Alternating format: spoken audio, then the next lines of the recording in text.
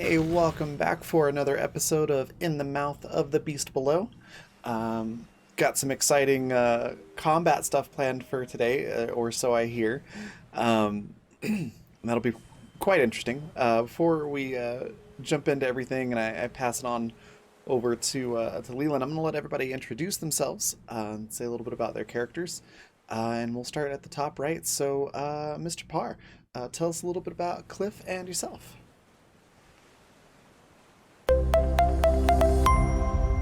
Sorry, unmuting problems.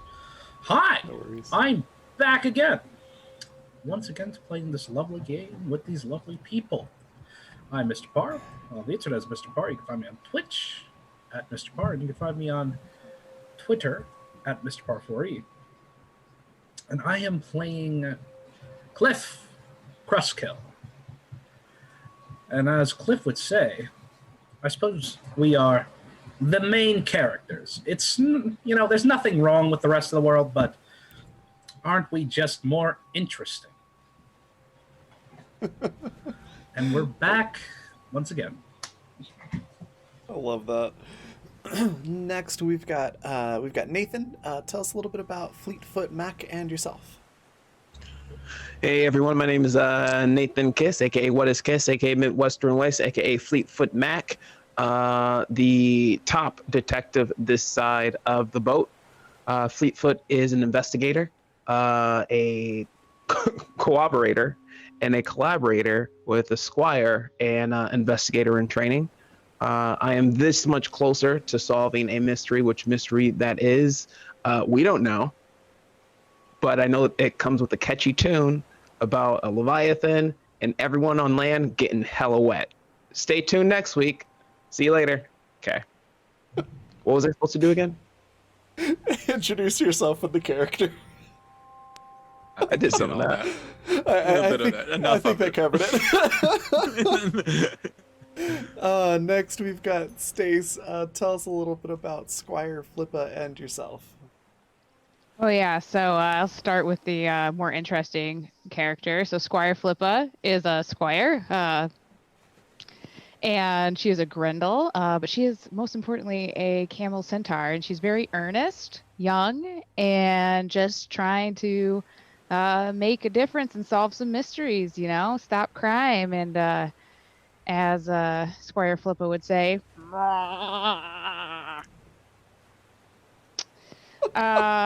otherwise, that's a camel sound for those of you who don't know. Otherwise, you can find me around the internet at Stace Windu. I'm also a cast member on the Explorers Wanted podcast, a Numenera actual play podcast, drops every Wednesday. Check it out. Awesome. Next, we've got Nikki. Tell us a little bit about Daisy and yourself. I'm Nikki. I playing a lot of games basically and sometimes create stuff. Daisy is a halfling peasant who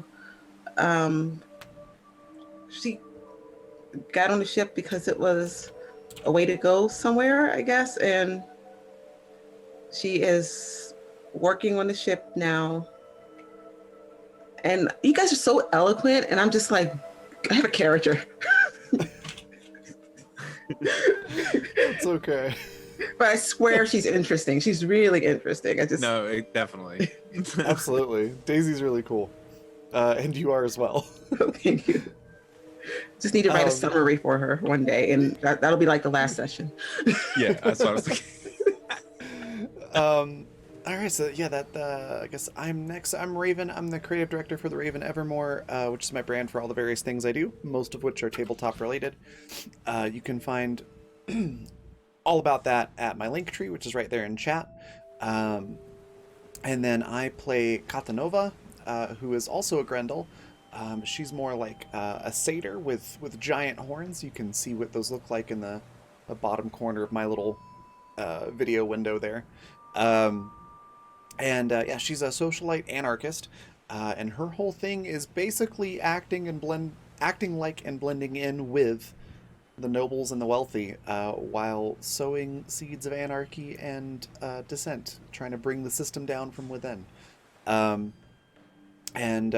a result, she doesn't speak the common language very well, so she's got a bit of an accent. She mostly speaks the noble language. Um, and it's a really fun accent to do. Um, aside from that, a quick mention of sponsors. Go ahead and throw that into chat there. So if you go to coffee.com/raven/shop, so just like it says right underneath my head here, just add /shop to the end of that. Both sponsors can be found there, Fundamental RPG and Intrepid. Fundamental RPG 2nd Edition is available at a discount for pre-order for another 2 days, and it releases next week, so first week in March. It's available in, or will be available, I should say, in PDF and paperback. I just made a whole ton of art for it today, and I got to see the layout, and it looks amazing. So it's definitely going to be worth it, and it's also a really fun system to play in. If you've watched Animus, Absentis, or Water, or Hunters of Calamity 2 on this channel, either last season or this season, this is the system that those games run on. So definitely pick that up if you get a chance. And then Intrepid is adventuring gear for real life. So if you enjoy athletic wear or outdoors wear, or even casual wear accessories, we've got all that over there with tabletop and adventure themes. It's really cool stuff. Definitely go check it out. And then if you've missed any past episodes or want to see some of our past shows or other shows that we're running, you can find all of the previous broadcasts at the Fantasy Network at watch.thefantasy.network/videos. And that should be floating around in chat there somewhere in a second as well for the clickable link. All of that out of the way, I will pass it on over to Leland to tell us a little bit about yourself and this really cool world that you've got us in, and take it away. Hey everybody, I'm Leland /Leopold the Just. You can find me everywhere at Leopold the Just, just about. And this world was largely in the spirit of Zweihander, randomly generated as well as the characters. So, but I set a general style here using Asgar's fantasy map generator of like an archipelago. So, I wanted to basically have kind of like a bunch of island continents sort of condensed together with the ability to, represent all sorts of different types of peoples and different cultures and wealth classes and everything. So if we needed to, so we've got a cool map here that's very condensed, and they are currently traveling across the Bystian Sea. I don't think I ever said what the name of the sea was. It's the same name as this place over here, Bystian. They're traveling across the Bystian Sea, so they can get to the small port town of Reykjavik. It is it's nowhere near as populated as the town Silo that they came from. So they are on their way there, all for various different reasons. And so we'll go ahead and I'll start off by doing a little bit of an art shout out. Doing a little bit of an art shout out. A special thank you to John Riggins, Alex, aka Canned Chaos Art, or at Canned Chaos Art, and as well as Travis Hansen for all of the character art that we use in the game. Also to Raven as well for the promotional materials, overlays, and the fortune and misfortune tokens, as well as Asgar's fantasy map generator, which I just mentioned, that will be in the world map that we use occasionally on screen anyway. As well as Kevin McLeod, Tabletop Audio, my friend Paul Melanson for all the music and the sounds. So we'll go ahead and begin with session 4, episode 5, because we did session 0, so that's why it's off. Anyway, so this session is going to begin the next morning after the last one, after a night's rest that was largely undisturbed. Until towards the next morning when you're kind of awakened by the crashing of thunder. Hold on, mess my camera up. All right, I'm not very professional. Sorry. Um, all right. The storm of the century rages on in the darkened skies above the vessel. Throughout the day, you attempt to perform your assigned duties while being bombarded with rain, wind, and hail. You thought yesterday was tough, finding yourself sorely mistaken about what was in store for today. The impending doom, combined with the raw chaos manifested from the storm, crushes any hope you may have had for a safe journey. Those who have worked today, set yourself at imperiled on your peril tracker. That is on the first tab of your character sheet, skills and attributes. On the right side, you'll see peril condition track. Those of you that are assigned to work, set yourself to imperiled. Now, question: Uh-huh. if I'm working below decks, away from the rain and the hail, am I still imperiled? Yeah, there's just like almost like the energy in the air really is mostly what's causing it. No worries. I had to ask. I figured. No, that it's would be the okay. It's case. understandable. Trying to find a loophole. It's cool. I understand. And as well, because of the energy that is in the air that none of you can really describe, you just know it's a feeling of dread, really, more than anything. Cause just right out of the gate, from your work today, everyone gets 2 corruption. So your corruption should have been reset to 0 at the top center of your character sheet. So it should be 2 now for everyone. Just to give you a chance to do so, was there anything in particular that you wanted to do for Fleetfoot while people were working throughout the day, Nathan? Yeah, Fleetfoot puts both of his feet up while resting. Got it. And while the others work, yeah. Excellent. All right. You do throughout your day of rest, throughout your day of rest, you do hear someone talking about that rowboat that you encountered the other night, and how on their way back, a couple of trips ago, on their way back to Silo, they encountered like a whole group of those rowboats that they had to like maneuver around. You're just sort of eavesdropping, like off to the side, hearing some people talk about that. They don't seem to have any other information even if you were to inquire about it. So I'm sort of strapped on time for today, so otherwise would normally like flesh all of that out. But let's see. All right, and so you're extra relaxed and everything, and you managed to do some investigation just by using your ears. And so after that day shift is over, towards the late afternoon, everyone sort of finds themselves scattered around the ship, looking for a place to safely rest. The seasickness and the lack of ocean legs, as they call it, sea legs as they call them, is kind of a little too much to handle. On top of the storm beating down on you, everyone's just taking refuge at various places. During this point, Kata, again, this is another scene I'm just sort of kind of glossing over for time constraints issues. Sure. Kata, you're doing one of your best. You're doing your best to keep your nice dresses dry. You're down in the common area below the deck.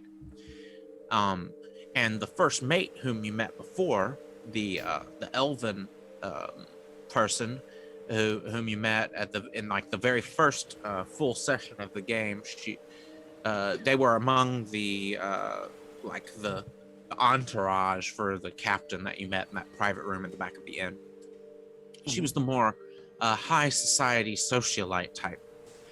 But they approach you for some small talk, and it seems that they're speaking in High Iscarian as well to you. Oh, fantastic. Yes, just to sort of summarize your encounter a bit, I will be throwing a question back at you in a second. Don't worry, this was mildly collaborative. But she mentioned how much she misses the banquets and the parties, and how they've kind of grown attached to the life of adventure. at sea, however, even though that's kind of some of the things that they miss. And they do inquire. They do inquire as to what are some of the things you miss the most about the high life on land so far, even though you've only been out here for a few days. Yeah, I think Kata would probably list off some things like dry quarters. Yep. You know, hot coffee instead of it inevitably is lukewarm. You know, not having the sensation of drowning while not in the water, and weird zombie nightmares. Not having those, I think is what Kata says. Okay, yeah, that's a nice summary of awful things that have been going on for her. Yeah. I can see. You know, you both get on the topic of your plans for once you reach shore. Some of her major plans are to mainly or to take to retire for a couple of trips, and possibly rent a cabin for a while. A seaside cabin, just kind of relax for possibly around a year or so. As she's been, at this for about 10 years now, the first mate on the ship. Okay. Kato she's probably... interested in possibly what your plans are whenever you reach the shore as well. Okay. Kato probably, in the way that she does, sort of passive flirting, like just throwing comments out there about how, if she needs someone to share that cabin with for a while, things like that. Oh, gotcha. Yeah, she's kind of because it's she's Kato, not like she's taken aback a little bit, like, okay, wow, that's forward, but she doesn't say that out loud. But she's got that look on her face. But she's like, she kind of like laughs it off a bit, and then says, "Well, I'm always, definitely down for visitors at any time. Possibly we could go horseback riding or something." And then towards the end of your interaction, she seems to be eyeballing one of your bracelets,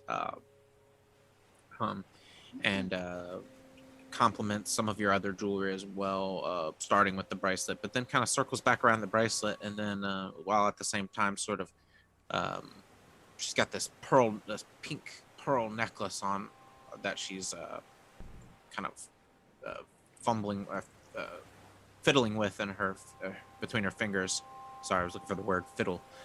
But and she takes it off and offers to trade you the pearl necklace for one of your bracelets. Okay. You can easily tell they're of roughly the same value, probably. I gotcha. Yeah, Kata would be totally fine with that. Trading Excellent. one of the bracelets for the necklace. I feel like Kata doesn't really get super attached to most of her like jewelry and things like that, because they're usually gifts from people she actually doesn't care about, because they're the evil nobles. That makes sense. So I think she'd be like, yeah, sure, I'm that. Absolutely have it. And a pink pearl necklace actually sounds really interesting, so I think she would like that. And it's like kind of a darker pink, so it kind of matches your dress a bit as well. Oh, cool. Okay. So I apologize. Folks are walking directly overhead, so there's some loud thump noises, I think, that are coming through the microphone. That should go away here soon. It's me. It might have been me messing with my microphone with my hand and causing noises. I'm going to stop touching my microphone. Oh, no, this is coming through my microphone. Oh, okay. I got you. Okay. All right. And so after that interaction, you find your way below deck again, meeting with the others. And you've all... go ahead. What's up? I was actually just come over to you for something. I just realized we were working out on the deck during a storm, right? It was lightly storming. Okay, so It was lightly storming last time you played, but this time you're working out on the deck while it's full on storming. Yes. so Cliff Kruskill, I'm doing this. Cliff isn't dressed in his usual attire. He's got some slacks on. Still has the same old boots. He's shirtless, and Nice. he has a he has a t-shirt tied around the top of his head to protect his hair. Awesome. I love that. And so we'll say you're still dressed like that when you come in after work. Everybody, we'll say, is sitting around in the common dining area next to where the cook is preparing meals for everyone. And we'll say, again, just for time constraints, you have an exchange with the cook, whereas you were asked to mention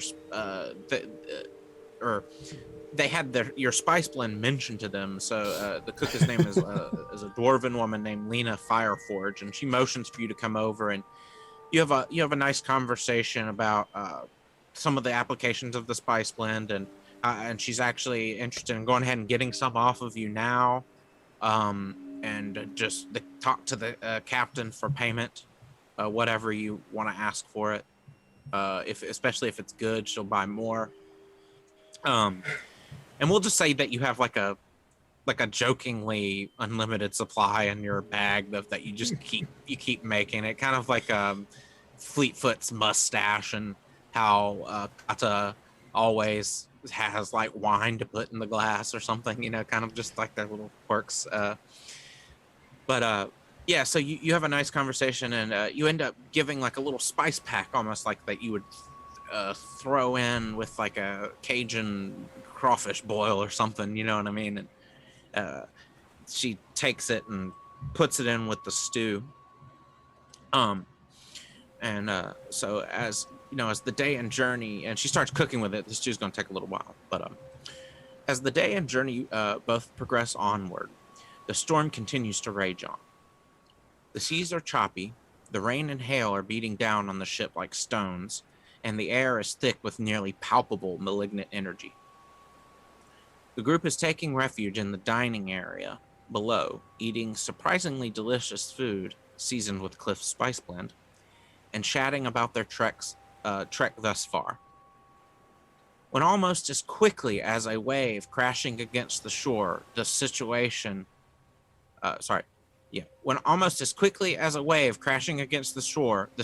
turned sour.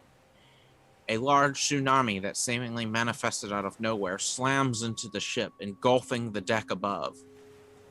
Once the shock clears from the crash of the wave, an uproar of screaming crew members fills the air within seconds, being drowned out only by the persistent thunder.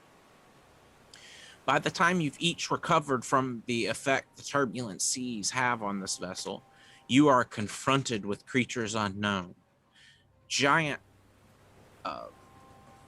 viscous slugs the size of dogs with razor-sharp, oozing proboscis-like tentacles come crawling down from the deck into the hold where the group was enjoying their meals. A high-pitched squeal begins to erupt from the mouths of the creatures. It seems as if they have located their prey.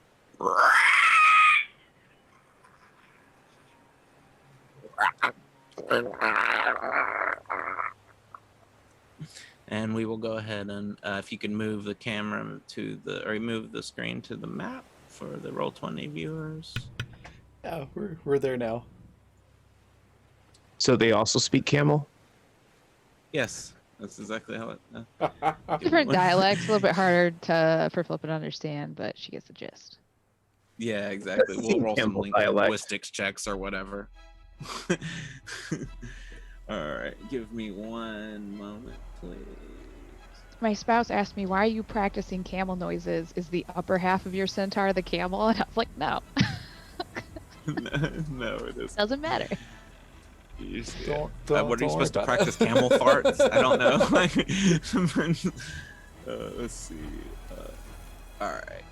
This one comes slithering down the hatch where the ladder is, And this part right here, this is like an open deck area for you to fire a harpoon out of. And the deck below it is where all of the cannons are and stuff, right? But this is like a little harpoon area set up where you can even do some fishing right off the edge and then bring it in and go and cook it over here. But instead, what it's done is allowed for an opening for these things to come crawling in from the top. We will go ahead and have everybody. All right, so if everyone could go ahead and actually, no, that's right. There's no initiative button in this game. Let me just add you all to the initiative. All right.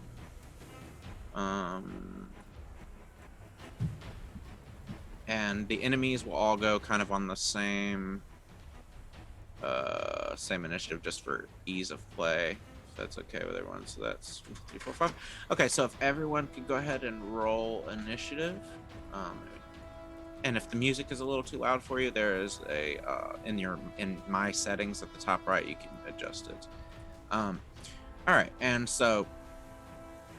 All right, so for initiative, everybody rolls a. So if you could go to your talents and trappings tab, at the top in the middle, there is a number under the initiative section above 3 plus PB. Whatever that number is, add that to a D10 roll, and that's what your initiative roll is. Okay. Gotcha.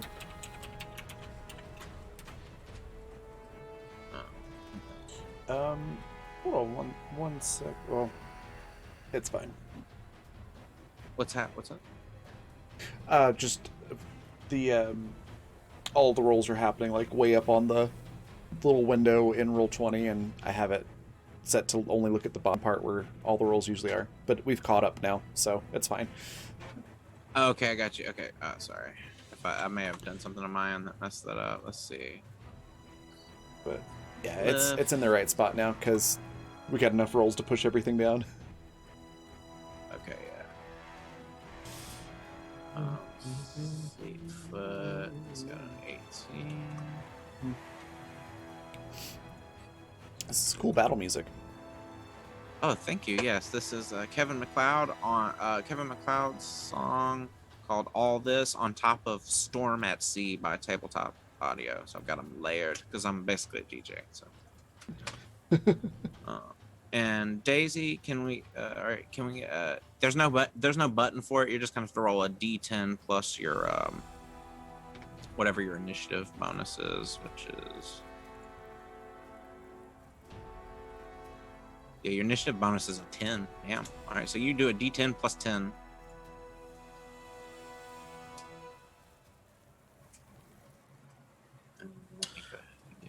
That's okay. They saved the best for last. Let's see, Nikki got a 14. Okay, and then let me just give me one moment, viewers and players. I'm just gotta roll initiative for these stupid bad guys here. Ooh, not plus 45, plus 4. Oh. All right, and players win ties versus NPCs and villains, so no worries there. Okay.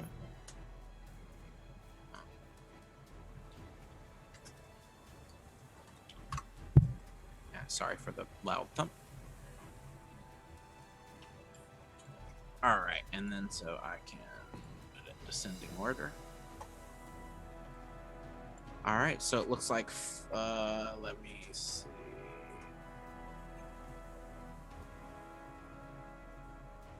All right, yeah, and then between Kata and Flippa, who wants to go first between you two? I'll let you choose instead of doing like a roll off or anything. I'm good going second. Okay. All right, betwixt. All right, so now we're all organized. All right, so Fleetfoot, it is your turn. Your movement is should be also near where your initiative was listed. That's how many squares you can move per movement. You have 3 action points to spend on that actions list. That should be in your handouts. Like I said, if it's still in your Roll20 handouts, actually just download and save the image and open it up in like a photo viewer. It's a lot easier. Just to make sure I heard that correctly, you said the movement and the initiative modifier were both the same? No, it's just your movement number is listed near your initiative number in that same section. So like on your character sheet on the second tab. It is blank on my sheet. It says movement. The box is blank, and it says Okay, overage. go to the left of it's actually an 8. So yeah, you ignore that. I know it's kind of confusing with it being right underneath it, but that 8 is actually what you're looking for. So yeah, you move 8 squares. Perfect. Yeah, mine says 3 plus AB, which is the agility bonus, right? Yeah, Perfect. Okay, cool. And some people's were raised through traits and stuff too. Mm-hmm. All right, cool. So yeah, it is your turn. Like I said, and you have pretty much 3 action points. The only limitations here are is you can only do 1 perilous stunt per round, and you can only do 1 attack action per round. But you can do any combination of other things. Cool. I'm gonna choose from option C. Fleetfoot wants to run over here towards Lena Fireforge the cook. All right. And while they are still cooking, either prepare a surface with a hot surface or an open flame, or any of the bottles of cooking oil to prepare a phalanx or just a wall of fire against these leeches. Since I can move 8, 2, 3, 4, I'm just gonna hang out in the kitchen area over here. Yeah, you've got. And I like to think go anywhere. that Fleetfoot just hopped from tabletop to tabletop. Of course he did. Over along the rails, and just grabbing the first thing of cooking oil I can see. Excellent. Yeah, you got it. You are good to go. Wall of fire time. It's the good stuff too. And then I will use that one action for movement and hold my other actions until something else happens, unless there's something I can produce now. Okay, let's see. If you have the intimidate skill or the leadership skill, you can do these special actions called inspiring words or litany of hatred. They're pretty cool. It's kind of like almost like a group buff or a group debuff on the enemies.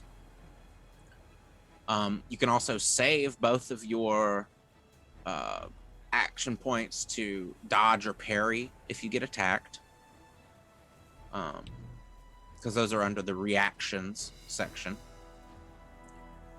There's all kinds of ways. Yeah, I mean, personally, do you have any ranks in leadership or intimidate? Intimidate is under the bronze stat, and then leadership is under the fellowship stat. Nope, no skills for those. So I guess I'll just hold the turn, or if there's a bottle of cooking oil or some fire I can use, I want to do that. Otherwise, I will hold the turn. All right, how about this? We'll say for 1 AP, you can go ahead and get something to light it with, and the bottle in hand and ready. All right, so you have 1 AP left to do dodges or parries with if need be. All right, so we will move forward. All right, is your turn, Daisy?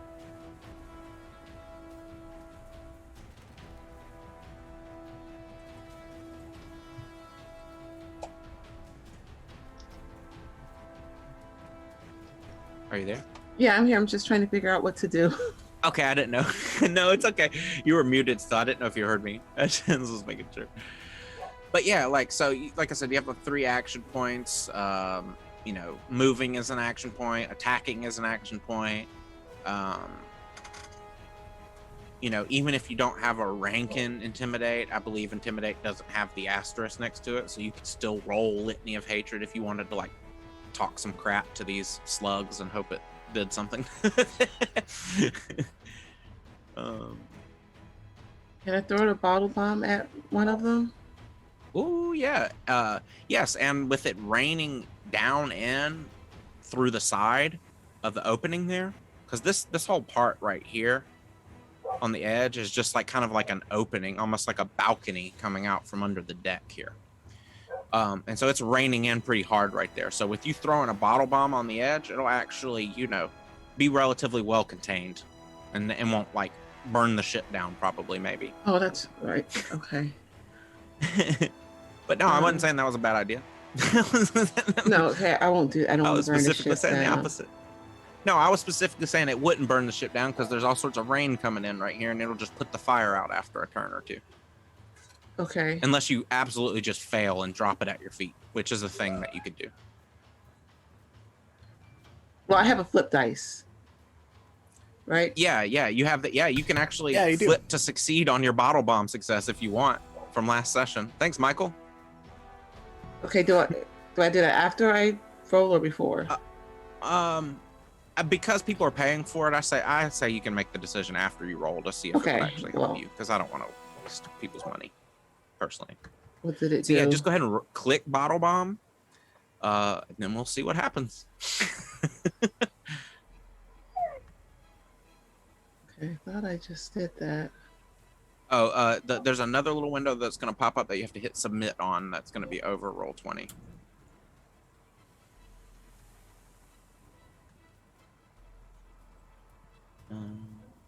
Did that not work? I think I just did a completely wrong thing. Hold on, let me try. This won't take but a second. I can just open your character sheet up real quick and click it for you if it's giving you problems. Bottle bomb, submit. There we go. Okay, that is unfortunate. That is a critical failure. I'm gonna let you roll that instead of me, because I rolled a critical failure for you, and that feels wrong. So why don't you just click bottle bomb correctly this time, and then hit submit, because I don't want to catch you on fire because of some shit I rolled. Yeah, just click the button roll, and then there's going to be a little window that's going to pop up on roll 20 that's just going to say situational modifiers. Just hit submit and leave it I as see a what I 0. was doing wrong. Okay. Just don't roll what I rolled. Okay. So you still failed, and you don't want to waste your flip to succeed because it would still fail. You see what I mean? Because it would make it a 79 over 48. So basically, your bottle bomb, you just chunk your bottle bomb out the window and into the ocean. Okay. And so it's used up because you only had one, but you know how to, you could probably get someone to make another one or something. So that was one action point. And that counted as an attack. So you still have 2 action points. I have no idea what else to do. I could give you some suggestions. Let's see. Let me look at your character. I'm gonna move your tabs real quick. Looks like your character's not intimidate. So why don't you do what I suggested earlier, and I don't know, fuss at the slug in some way that Daisy would fuss at the slug, because you could do litany of hatred and try and debuff it, pretty much. So basically, go ahead and roll an intimidate check on the slug that you missed. It actually could affect more than one too. So same deal. Just click the word intimidate. It's in the brawn stat, under the brawn stat, and then click that submit button on that little window again. All right, now this is where you would use your flip to succeed, because it would then become a 39 under 42. Okay. Yep, so boom, you use Michael's flip to succeed, becomes a 39, and you succeed on your intimidate. So that is used up. And let's see, your modifier is force. You actually can affect all of the slugs. So all of the slugs get a -1 to their peril threshold, I believe is what it says. All right. So what you did is litany of hatred, make an intimidate test, number of foes equal to your bonus, suffer -1 damage and peril thresholds. So you basically made it easier for them to be terrified and to take damage, which is awesome. Yes. And that stacks, by the way. So like, if someone else were to do it, you could only do it once per combat, but if someone else were to do it once per combat, then that would, it could lower it even more, to the point of them just running away, if they're threshold gets to 0 for peril. Well, I guess she threatens cool. him with salt. Hey, yeah, you had salt on the table. You were eating some soup. You grabbed the salt. You start shaking it around, and they're like, you even get a little bit on them, and they like slurp away. All right, and you have 1 action point left. If I were you, I would save that in case one of them scoots up to you and tries to hit you, and then you could try and dodge it or parry it with that last action point. All right, so just remember you have 1 more action point for this round, but once the round starts again and it's Fleetfoot's turn again, then those reset. Okay. All right, so no problem, and just for those watching at home, this is a lot of this is pretty much everyone except for Raven's first like actual combat in this game, so bear with us. This is a learning experience for everyone. And now it is the slug's turn. All right, and so this slug, I assume this is the one you threw the bottle bomb at, the closest to you, or was it this one over here?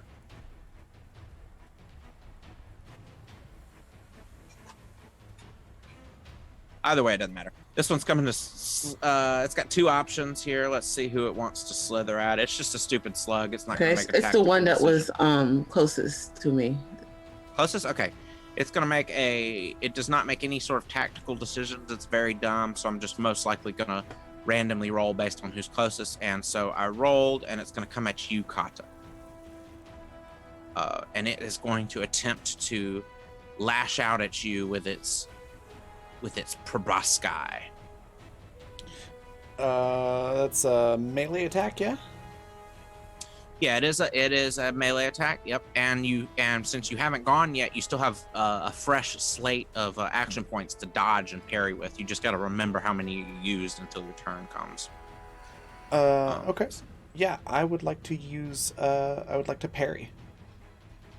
Okay, well, let me see if I hit first, and if I hit, then you want to parry. And if I miss, then you don't have to waste your action point. So let's see what happens. Okay. All right, it actually misses. It comes up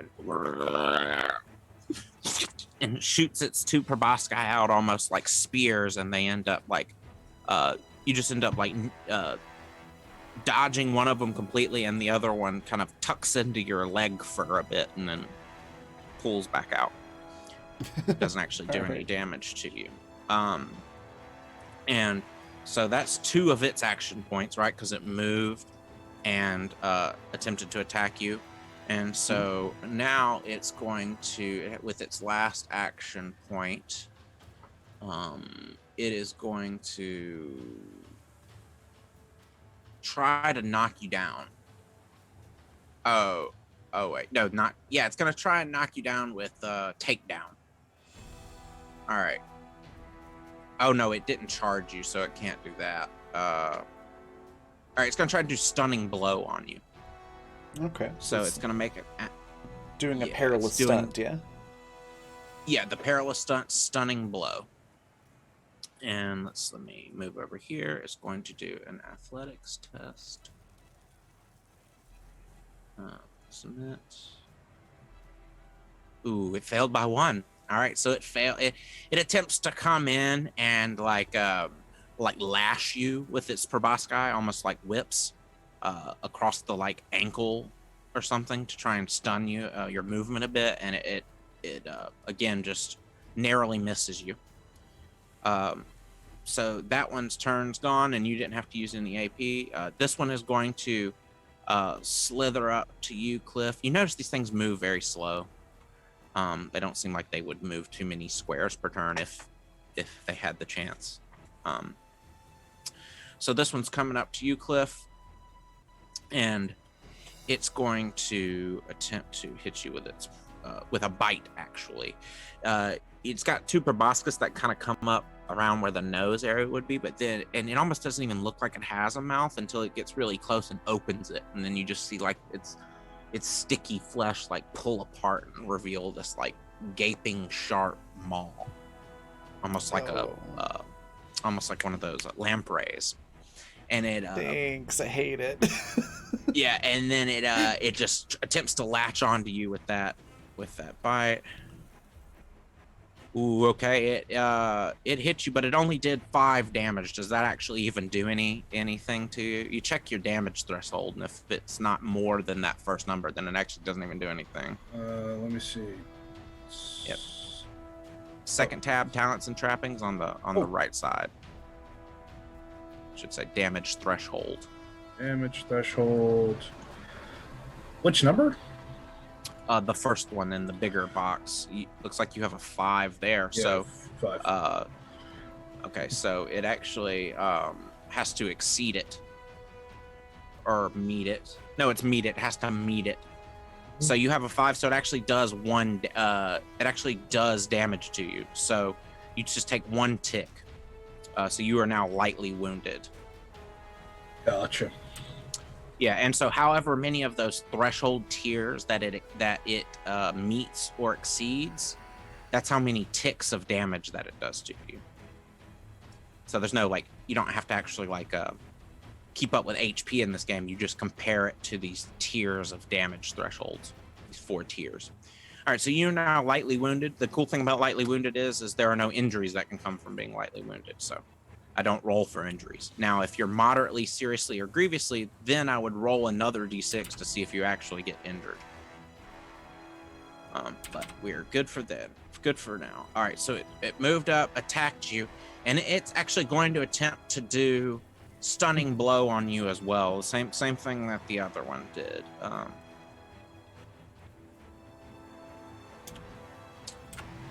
Stunning blow. Sorry, I'm still learning where all the skills are myself. All right, 60 out of 60. So it actually succeeds on stunning you. So okay, no, it actually doesn't necessarily succeed. So make a toughness check real quick, a standard toughness check. And if you pass, then you're fine. But if you fail, then you lose. Then you start with 1 less AP until you do a successful toughness test, which I will keep up with. Don't worry. I just need you to make a toughness test, and we'll go from there. All right, you succeed. So it lashes you around the ankles, and while it hurts when it impacts your Achilles tendons, it doesn't quite have the desired effect that the move had hoped. And lastly, this slug here slithers down the hallway away from all of you and busts through this door right here and sprays acid inside of it. And you hear Glindo Lorne, the ship's master, which is kind of like a line manager or whatever. He's Glindo Lorne is like this big ogre guy, and he's like, "Aah!" As the acid goes sprays in after them. And he hold on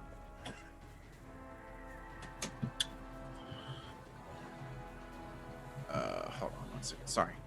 All right. Sorry, I got distracted. I want to answer your question in a second, Nikki.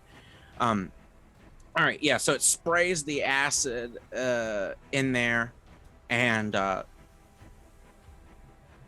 uses the rest of its AP to go in after it. Or go in after the ogre. And looking back in chat here, what were you asking, Nikki? Sorry.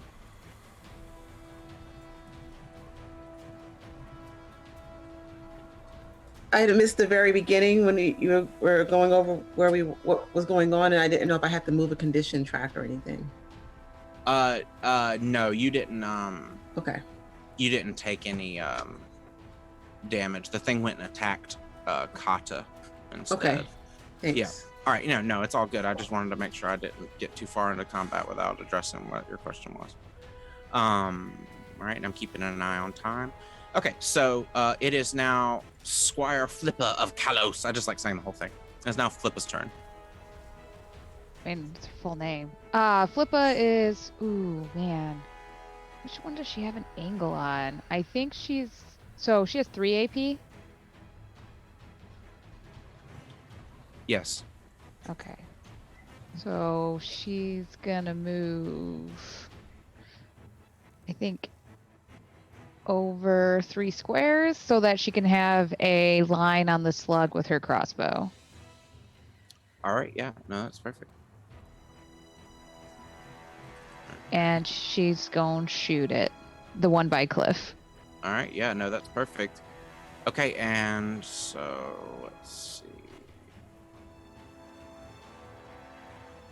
Yep, and the seas are relatively active right now, but it's not as turbulent as it has been in certain parts of the day, but we shall see. All right, sorry, I was just checking to see when my turn tracker for turbulence was for your penalties, but you're good to go. No penalties yet. All right, yeah, so go ahead and let's see, fire on this thing. Okay, do I roll on the weapon or do I roll on the martial range? Roll on the weapon, because the Okay. weapon has the thing figured in. Has the skill figured in. Okay, so if you would like to, you could re-roll that with a fortune token. Sure, highly why encourage not? We got like 6 of them, right? Yeah, a bunch of them. Well, we've got two misfortunes and 1, 2, 3, 4, 5 fortunes. All right, so this is an extra fortune, right? That's being used up, Raven. An extra one from last time, like a banked one that we're using. Yeah. There's also been some flipping back and forth because of retweets and things like that. I'm currently showing us at 6 fortune tokens and then 1 extra one. Okay, so 7 for. Okay, so it's all been flipped over because the retweets. Yep. So I have no misfortune at all, unfortunately. Well, fortunately, I don't know. Okay, cool. I'm so sure your that'll reroll change was real a crit. quick. Your reroll was a crit. That's awesome. So let's see. You did 14 damage. So because you crit, go ahead and roll another d6 of free damage to add to that 14. And it's explosive too, so if it explodes, then it can keep going up and up and up if you roll a 6. All right, it was only a 2, but still, that's 16 damage. I would also like to use punishing. I may add 1d6 fury die to my total damage for spending my last available action point here. Oh yeah, that's excellent. Yeah, go ahead and roll another d6 then. Oh, that sucks. That's all right. Yeah, it's still more damage. And actually, it didn't do any other ticks of damage, but it still did something.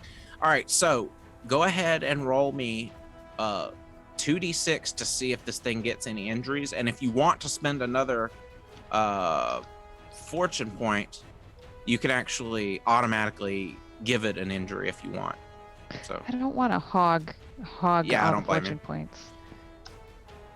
all right, so all right, it is not injured because you have to roll at least a 6 on one of those d6 rolls, and you got close with the 5, but still, it is thoroughly wounded, and that is that one. So let's see, it's 2, 3 dots in. All right, and so now it is your turn, Kata. All right. So just regular moving. Does that take an action? Is that like the Yeah, hustle that's one- action? Yeah, I believe so. Movement actions would be hustle, yes. Okay. But you do provoke attack ops into this game from disengaging with creatures without doing the maneuver action, Maneuver action. which is right under it. Okay, But it's only that's 1 yard of movement, but you avoid all attack ops. It's like the free 5-foot shift from Pathfinder 3.5, Yeah, basically. yeah. But it's also okay. expensive as shit, like 2 AP. Yeah, that's really rough. Yeah, but don't forget you can spend fortune points on to give yourself extra AP as well.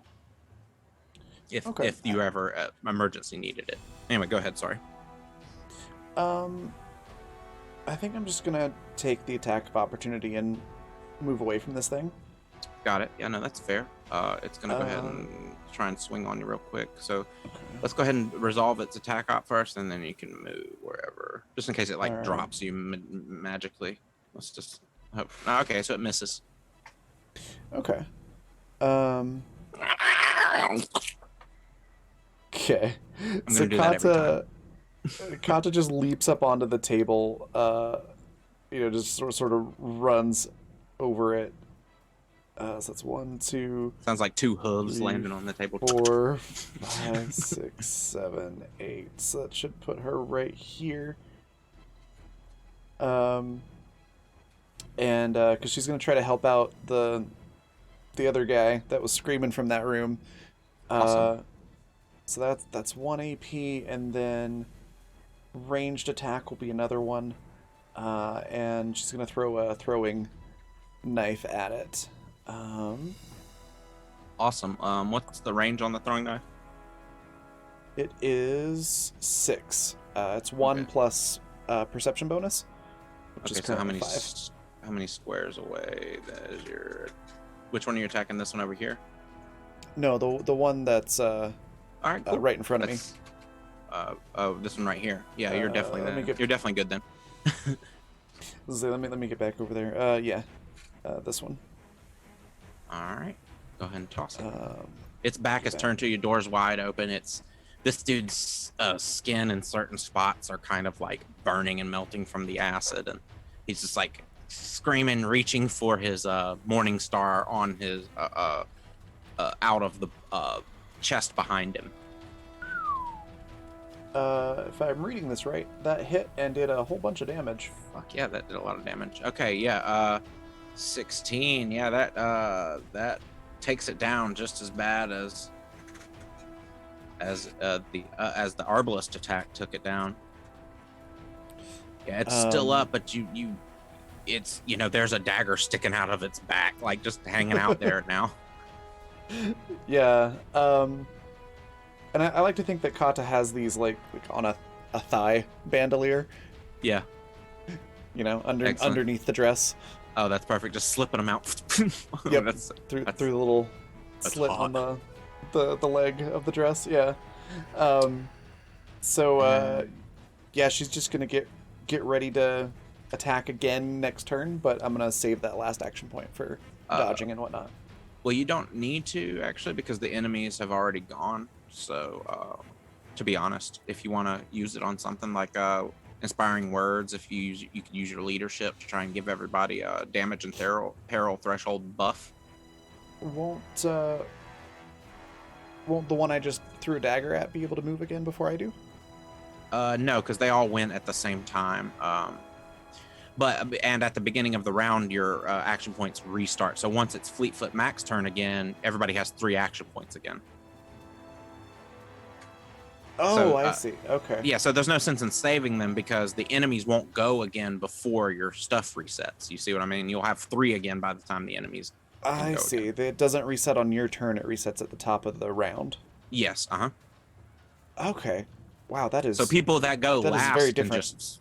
Yeah, people that can go last. See, it's like people that can go last can just go willy nilly with using their AP, but they also have the benefit, or they also have the. Or the con of having to take away from their AP before their turn even starts for dodging. You see what I mean? Whereas the other person has to save their AP to be able to dodge. So it's kind of like pros and cons on both sides to sort of balance it out. I see. So Okay. there's benefits to going first and last. In that case, could I try for a dirty trick to try and you blind could- them? Yeah, definitely. It's got eyes. Well, they're on stalks, but still. Okay. They're there. I feel like maybe. Real monsters. Yeah. Maybe Kata has some salt or something like that from helping out with cooking. Salt. Slugs, greatest. Just like, oh yeah, everyone's armed this, with it. this salt in my pocket here. I'm gonna throw it at him. I bet Lance's salt blend suddenly now has a high sodium content in it for this. All right, dirty tricks is a guile test. Mhm. All right, so guile. and they make an It's one awareness, of the or they things are I'm visually supposed to be impaired. good at.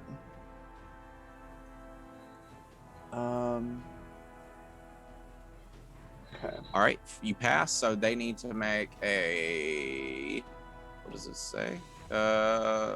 Awareness. So give me one moment.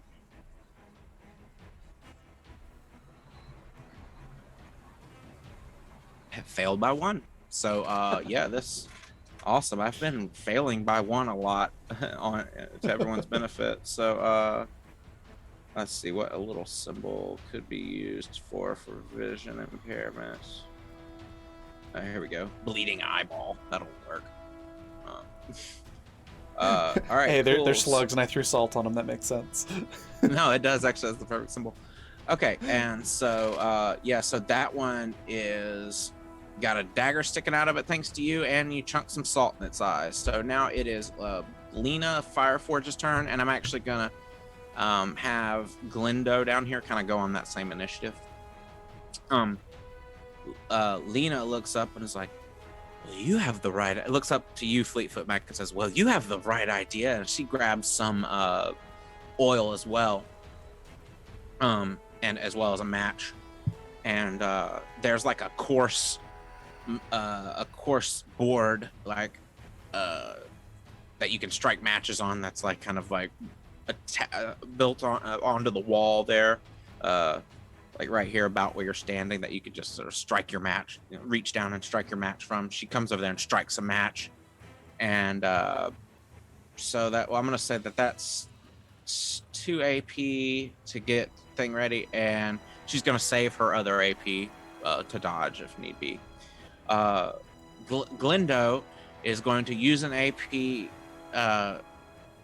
Glendo is actually going to use 2 AP and turn around real quick and just reach inside this box and grab his damn weapon using his eyes, which he's recovered from the acid splash, fortunately, so he can start to be able to see again. So he quick uses question. 2 AP. Go ahead. How is he grabbing this weapon with his eyes? That's impressive. Okay, you're so funny. He is also a mutant. I didn't say. Glendo is the one with the eye stalks that I was talking about. I couldn't resist. I'm sorry. No, it's okay. No.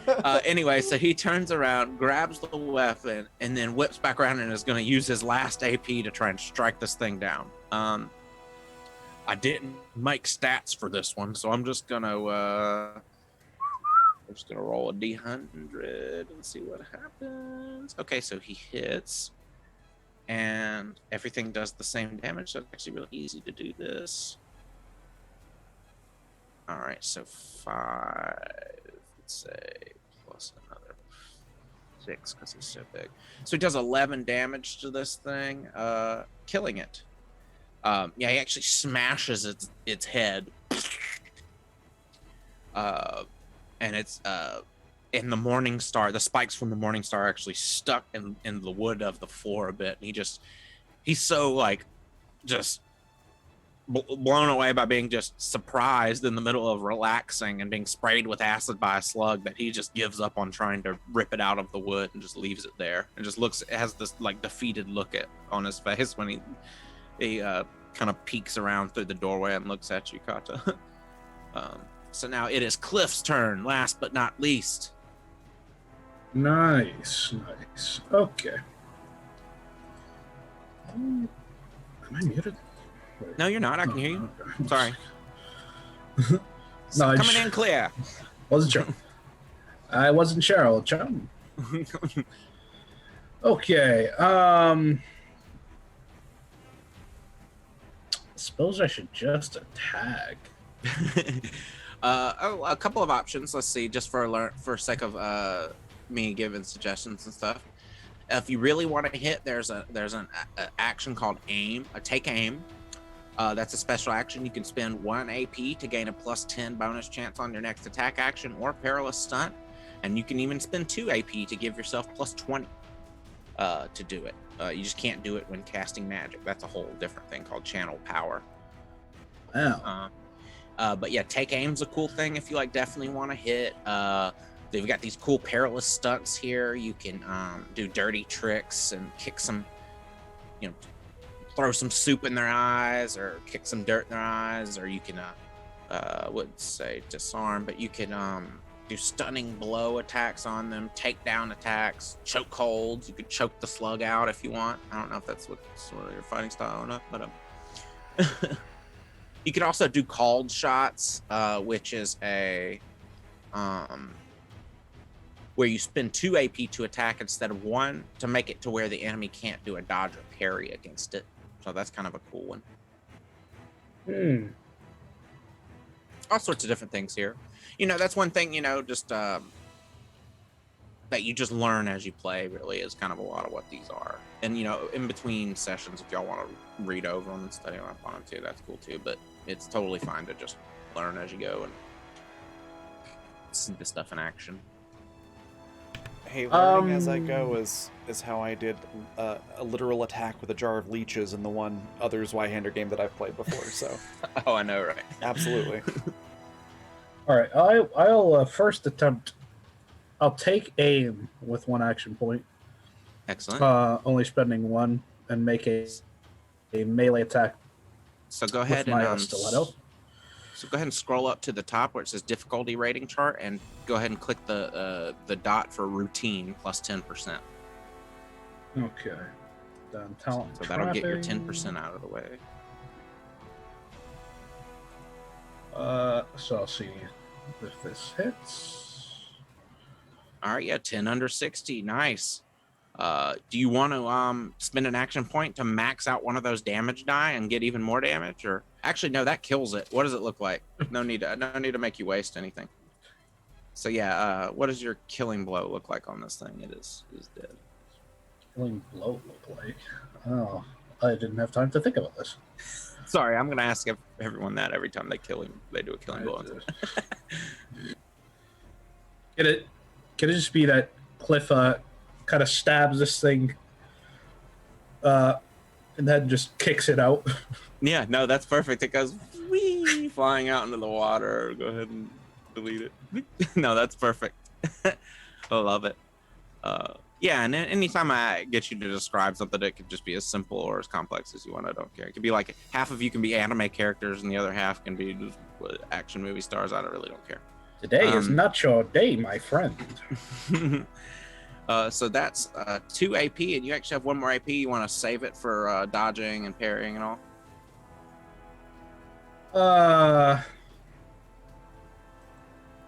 Okay, and to move, I guess I'll move over towards this one.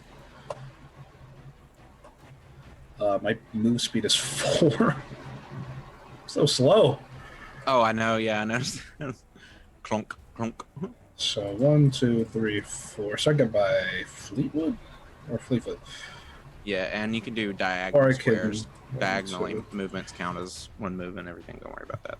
Actually, I'll move down towards Daisy. So I guess 1, 2, 3, 4. Perfect. And that's my turn.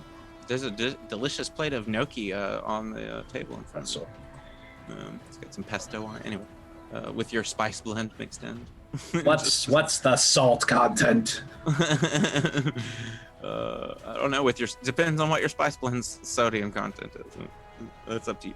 All right. So we will go ahead. We are at the halfway mark, so we'll go ahead and go on break, and then pick back up at the start of the second round with Fleetfoot. Fantastic. And you know, as we go with doing combats in this game, they'll get more and more smooth. It's just, like I said, it's a learning experience for everyone. So I hope everyone's still having fun. Yeah, for sure. Hey, Saito, good to see you. So go grab snacks, grab a drink, whatever you need to do. Definitely go stretch your legs and get the blood flowing and everything. But be back here in 15 minutes because we'll be back for the second half of this encounter, and I am excited to see what happens.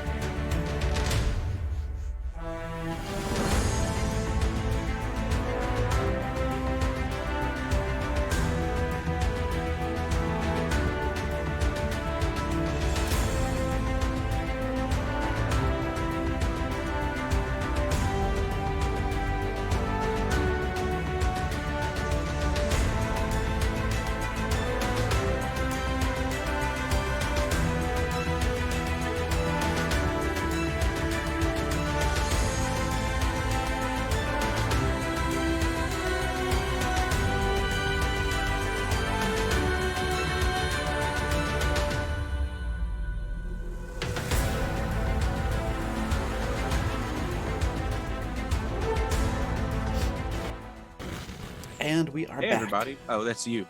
It's you that does that. That's literally We're all I back. was going to say, that we're back. We're back. Hey, what's up? We're playing this game called Zweihander, and we're in battle. As you can tell by the music. I mean, come on. Which I need to turn up a little bit on my... There we go. All right. So we are starting back the round. It is Fleetfoot Mac's turn, and just as you're adjusting your footing on the table here, and you can hear coming from the stairwell above you, and the door busts inward and like actually breaks. Some wood fragments come flying down the stairwell. And This another doesn't one, sound like it's turn. it's not your turn just yet. This is the start of the round descriptor. And this it's not your turn just yet. Anyway, and another one of these giant slugs just sort of busts in here. It doesn't do anything, but that's like at the start of the round. Anyway, now Hey guys, sorry I was late. oh yeah. Oh no, they Want some killed Kool-Aid? me. Okay. Oh my god. The real campaign we play as the slugs. That sounds like a good game. Seeing the situation, Squire Flippa obviously holding up to their name, if not more. Watching these folks hold down this area and secure it over here, and watching Katya run off to assist whoever's been sprayed with stomach acid, maybe fire. I can't see from that line of view. I don't know what's going on over there. Fleetfoot then hears the new member to this party up here, and says, your boy's been shot at, and your other's been smacked. You gonna get set on fire by Fleetfoot Jack and Fleetfoot Mac. And then he throws his Molotov. Fleetfoot Jack's Right your here. wrestling persona. Yeah, that's the real mystery. So yeah, I want to launch my own firebomb at the stairs. All right. Since you just sort of did a makeshift firebomb, what I will do is we will go up here. I will scroll up to the firebomb from earlier. And do you have the... go ahead and roll the simple range skill. And don't forget about fortune. Fortune.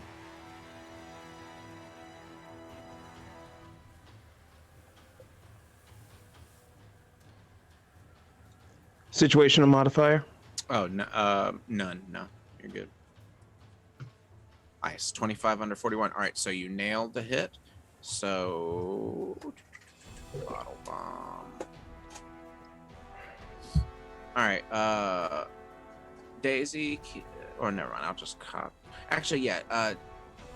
Nikki, can you click the bottle bomb and click roll on it again on your character sheet so we can just have it pop up in chat down here? Thank you.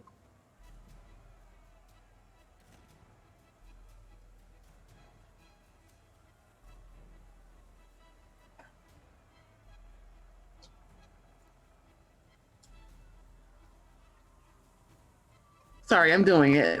I What you guys think? I forgot. No, no, we're good.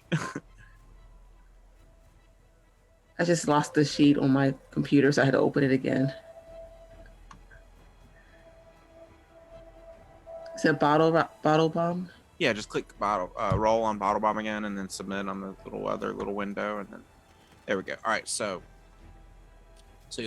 you roll so volatile when you critically fail on an action, fire a ineffective, so it does not do damage, but after the foe is struck with a weapon of this quality, both the foe and one other combatant who is engaged with them. So no one's engaged with them. So it's just them. Must succeed on a coordination test or be set on fire. Okay. Fire is super gnarly in this game, as it you would imagine it would be. And it just I it's knew like that it such was a bug type. you know, it's funny. The bug creatures in the monster manual, like PDF I have, are like mostly weak against fire. Spoiler alert. Get a Charmander, y'all. But this thing's so covered in viscous goop, I didn't necessarily think that would apply, but I kind of sort of made the custom one for this one. Anyway, so I am going to... I got lost at what I was doing. Okay, yeah, so I need to make a coordination test, sorry. Coordination. All right, so they...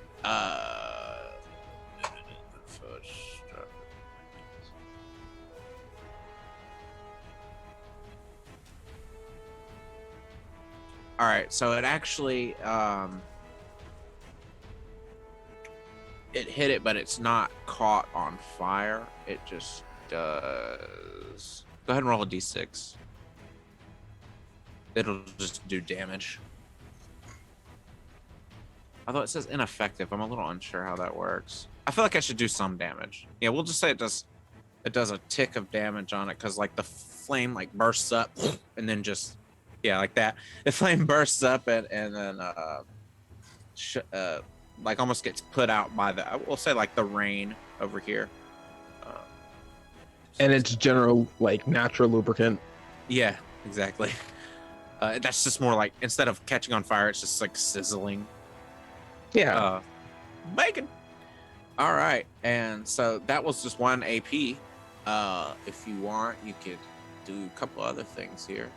You could move. You could do Smack one talk of these. was another. But no, I am Smack going talk to is an ability. Litany of hatred. notice that the slug's coming from this area. Hop back a bit safely and grab that butcher's knife, which I assume to Fleetfoot is a lot like a Buster Sword, a la Cloud Strife.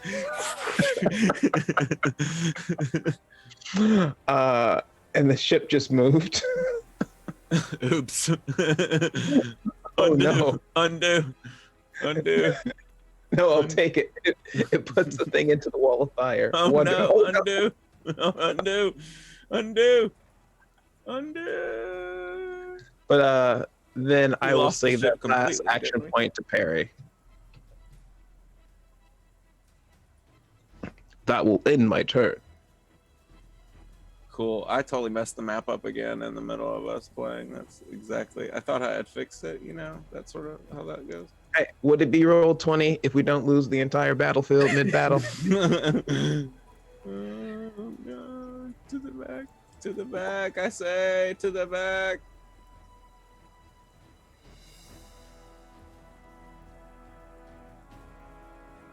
All right, I've got an idea. This is about to get real drastic. We're getting rid of. All right, we fixed it. There, it's just half the water is a different color now. So just ignore that. We had to take drastic measures and delete one of the layers. I'm sorry, well, turns out I'm magic. I knew it. It's very still water on this side, very rough on this side. It's very strange phenomenon. All right, so you grab the knife. We'll say that's you're armed with it and ready to go. So that would be 3 AP. Your movement, your grabbing the weapon and arming yourself, and your throwing of the bottle in the beginning. So now it's over to your turn, Daisy. I have a question. Since they were working, does she have her mop with her? We'll say it's leaning up against the wall over here. Let me find this map because I somehow made mine like giant. And where? So I can't. Over here. And I am all the way over here. Yeah, you're way over here. You have your stiletto. but it doesn't have reach like the mop would have. What about those things on the side of the ship? The They don't point inward, unfortunately. Unless you were like super strong and you just like Hulk ripped one off and like shot at it, like which I don't know if you could do. No, and I can't use my broom. That was my idea. I'm sorry I ruined everything and put the broom over there in the corner. I just figured you would lean it up against the corner while you were eating gnocchi.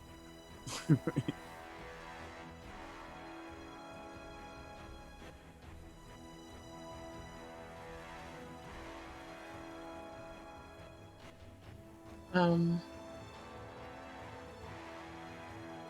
I throw the chair at it? Sure. Improvised weapons are a thing. Well, no, the stiletto, I would have to run to the thing, and I don't want to get slimed by acid. Well, it could reach you with the acid spit from there anyway. Yeah, but then it could also reach me with whatever weirdness The it has. proboscis. Yeah, that's true. I understand. Well, sling it. Load your sling. Fling a rock at it. Well, wouldn't the chair be bigger and have a better? It would, but you would be more efficient at using the sling. But you can use the chair. No, that's perfect. If you want to use the chair, it's totally within the rules for you to use the chair. I promise. All right, you pick the chair up. It's about your size, but you're pretty damn strong, actually. Just run over and like WWE mode on this thing, I guess. I mean, you're going to have to get engaged with it either way, really, if you're going to use the chair, unless you want to throw the chair at it. Yeah, I was going to throw the chair. Throw the chair. Okay, all right. So make me a simple ranged attack at a -10. So scroll up to the top, set it to challenging, -10 under the gray difficulty rating chart section, and then go under the combat stat and hit simple ranged and then submit.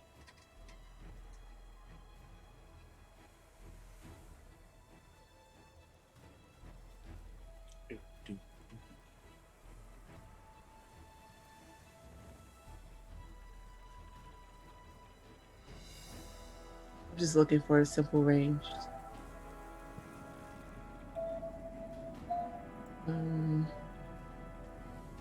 Okay, you said on combat? Yeah, under combat, hit the simple ranged button. Okay, I will do that as soon as I find it. And Kata and Flippa, that familiar deep noise that you heard the other day when you felt like you were drowning is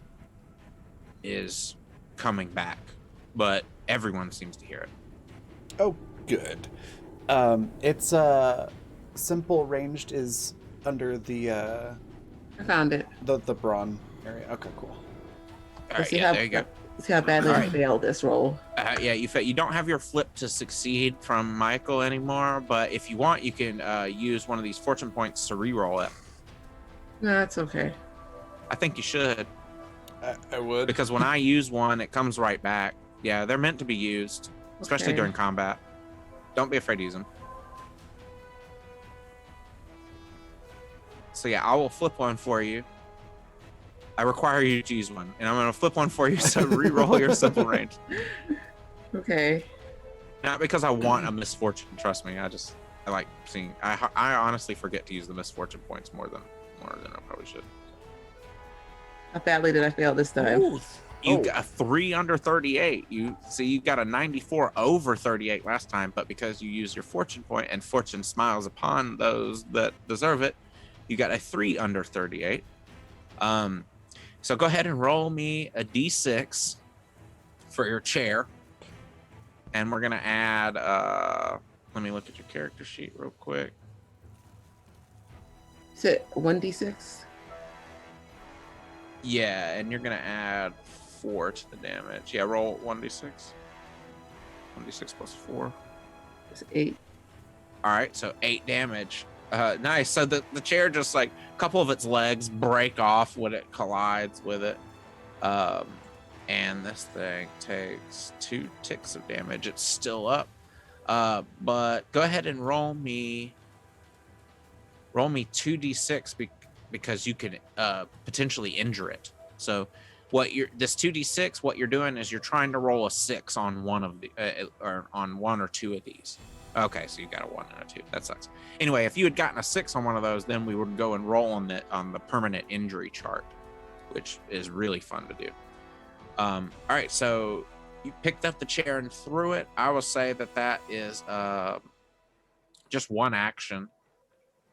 Because you're not like picking up a weapon and arming yourself with it and getting ready to wield it. You're just picking up the thing you're sitting in and chunking it like a wildling. So you have 2 more action points. Um,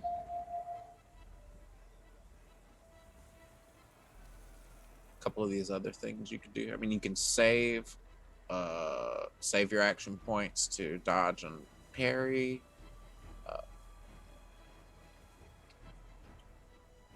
You can draw your sling and get it ready for next time, and still have 1 action point left to parry or dodge with. couldn't Or get you my could also broom. do, or you could also, oh yeah, you could run up and get your broom What- for your next 2 action points. Probably. Let's see. Your movement's so high. But would that put me in danger? If you went around, you'd be fine. Let's see what your movement is. It's like it's really high. Yeah, it's 8. So you could go 1, 2, 3, 4, 5, 6. Yeah, you can. Yeah, you could go around the table, and then up through here, and it'd be less than 8. And and then you can use 1 more AP to grab the mop and and use it like a staff, basically. If you wanted to do that, I can move you back if you don't. No, I'll go ahead and do that. I was going to say, can I go over the table? But no. Oh no, that works too. I was saying go around like wide like that, so you won't provoke an attack of opportunity from the slug. You see what I'm saying? And going. Because if you Okay, had because the just slug gone is right next to the table. Yeah, if you had just gone right past him like that, he would have gotten attack up. That's why I was kind of having you kind of come around like this, because you had enough movement to go around wide like that safely. Okay. Is that cool? She's still gonna hop on top of the table. And Of course, yeah. And then jump that's fine. over there to where the stairs Perfect. are, and then run. All right, and you've got pesto pasta stuck to your boots when you end up over there. It's okay, because I'm gonna when I grab the mop, I'm gonna twirl it with my new prosthesis Nice. and just Practicing. Well, All right. that's what she's been doing when she's been mopping. She's been practicing using it like a staff. Exactly. Squire Flipper of Kalos. It is your turn. Oh, she is gonna charge the slug on the port side there. Don't use words like that around me. I'm too dumb. That's left side. I don't even know how to ping. So that's where I'm at. Just click and hold on a spot on the map. Oh dang! Look at that! And- Wow. And I can move your maps by holding shift and pinging. Like if I want to focus on like something else. Anyway, boop, back over here. I have control. Yeah. So she's gonna spend 2 AP to charge. Charge. All right, you're gonna charge with your melee weapon and give yourself an extra d6 Yep, with the fire hardened spear. spear. All right, awesome. And because you have reach, you could just sort of like back up a square and then run forward and stop there, like an extra square over, because you have like a 10-foot reach, basically. Sweet. Yeah, let's do that. Yeah, so you basically just back up a little bit and go and charge forward with your spear.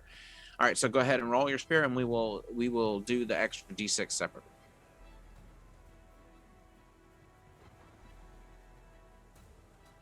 Ooh, that is a critical failure. Oh, what did you say about fortune point? You can't use fortune on critical Damn. failures, unfortunately. I mean, Unfortunately. darn. Sorry.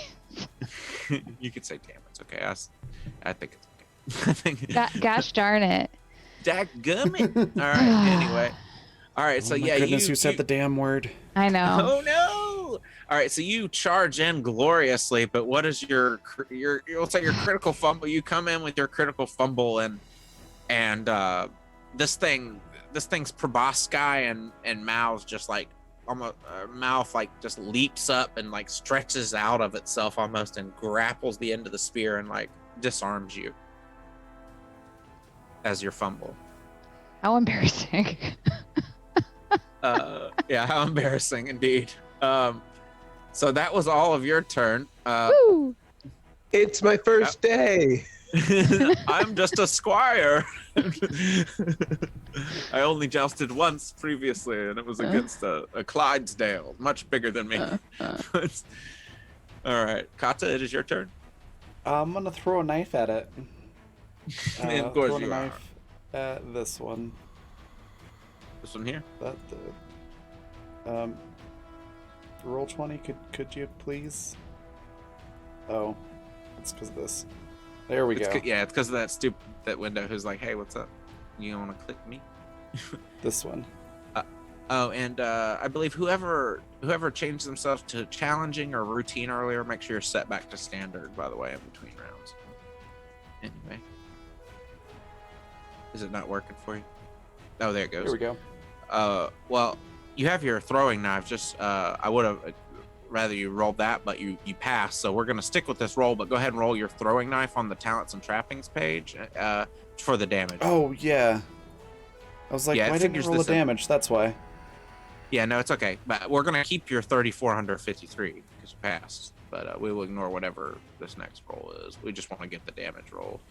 All right, so 6. oh, that was a success. That was a critical success. All right, too bad we're ignoring it anyway. But you still hit.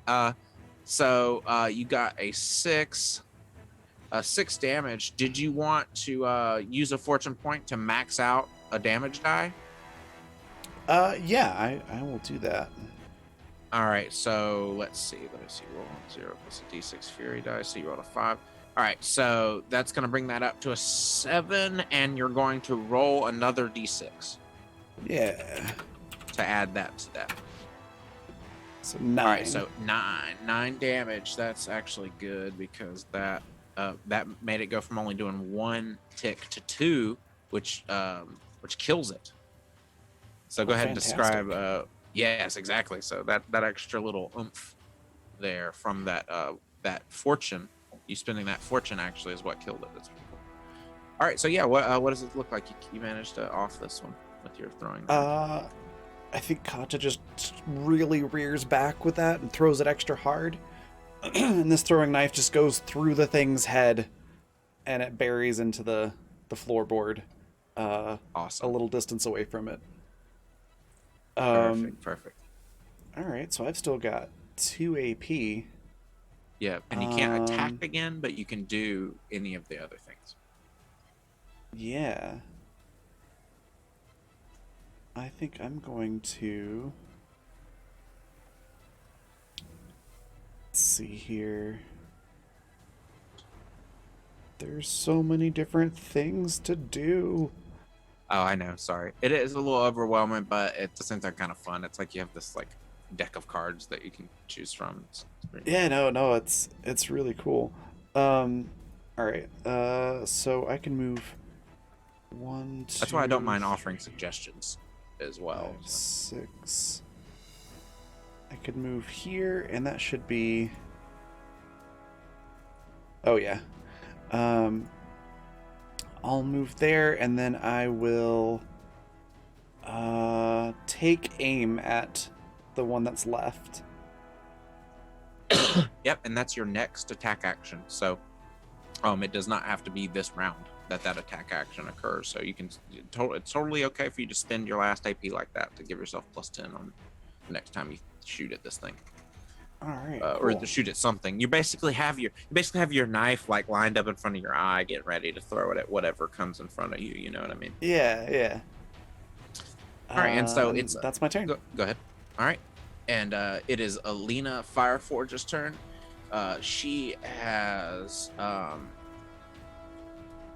bottle of. She's gonna create a bottle bomb as well, and she's gonna turn her back up here, and she's gonna try and throwing it up there, and she's gonna try and kind of just bounce it off the wall here.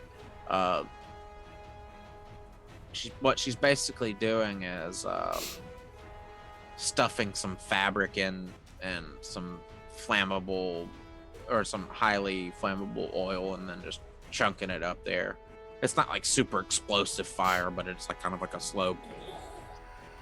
So I'm gonna spend the rest of her turn like rigging that up, basically, and she's not gonna throw it just yet. She's just gonna rig it up, and then like I'll take aim with her action as well, so she'll go +2. And then Glindo is going to hop over the dead slug. I expected Glindo to die in this battle. I'm really proud of you. So that's 1, 2, 3, 5, 6. And then Glindo is going to just basically do another hustle, and then take cover behind this, and start getting his hand crossbow ready and loaded.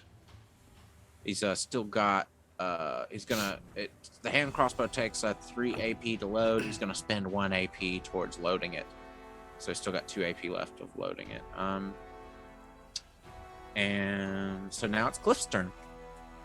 Last but not least, Cliff. Well, what's alive? This one here, and then this one here that just busted in. Well, I think this one was dead, wasn't it? Because I threw a knife to its head. Yeah. No, I thought that was this one down here. Yeah, I think you killed this one and then ran up here afterwards, right? Well, Glendo killed the one in the cabin. Oh, with okay. The Morning Star. Okay, yeah, that's right. Yeah, well, this one's dead too then. Whoop, killed the wrong one. All right, so just this one then. Well, since I am so slow, I wouldn't even be able to get to it. Shoot it. You're just patient. You're I not do- slow, you're patient. I do have a flintlock pistol. Yeah, look, come on, let's bust out the pistol. I swear if you roll terribly and it blows up in your face, I'm sorry, but I really just want to see you shoot something, I think. Sure. I will. I guess. And you can take aim as well if you want. Suppose I should move, right? It's within your range. All right. Well, I guess I'll pull out a pistol. Then I'm Just not. the duck. I'm not sure any of you knew Cliff was, holding a pistol to this point, just quietly packing heat. Well, the cool thing is you can line up the shot using Kata's horns as like crosshairs because you're so tall. So Cliff just, well, I suppose I have to resort to this. You brought it to work, Cliff. You brought it to work. You never know. In case like some predatory fish popped out of the water, you might need to shoot it in the head. He's doing the fishing back there. Fishing's a dangerous job. I just raised this gun. Raise this gun up behind Flippa and Kata. Cliff, I guess I'll just say, hold your breath. And do not move. Oh no. If you want, you could take aim twice, give yourself a +20, and then hit roll on your flintlock pistol. Yeah, that seems like a great idea. Yeah, it's the last thing, and here. So. Flintlock raised, take aim, spending 2 You basically AP. really line up the shot on this one. Easy. And then, action to ranged attack. Let's see.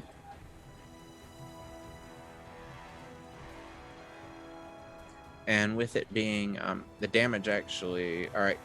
You, if you want, you could use and I suggest this: use a fortune point. Go ahead and Yeah, sure. reroll.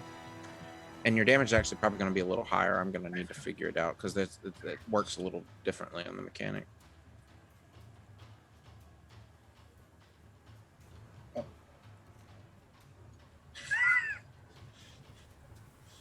All right, yeah, that hit. So just give me 1 second. Oh, okay. This actually matters. Okay, you see how that's 6? That's okay because it explodes. It explodes on a face of 1 or 6. So you rolled a 1. That's why the number's so low, but it still exploded. So go ahead and roll another d6 to add to your damage. Sure. Nice. Fuck yeah. So you did 11 damage actually. And that's you. Damn it, you hit it. Yeah, you. Yep. In this somewhat contained space behind Flippa and Gata, Cliff raises a pistol and fires, which, like, Cliff is how far back? Let me see on the map really quick. He's like 10. You said these are yards?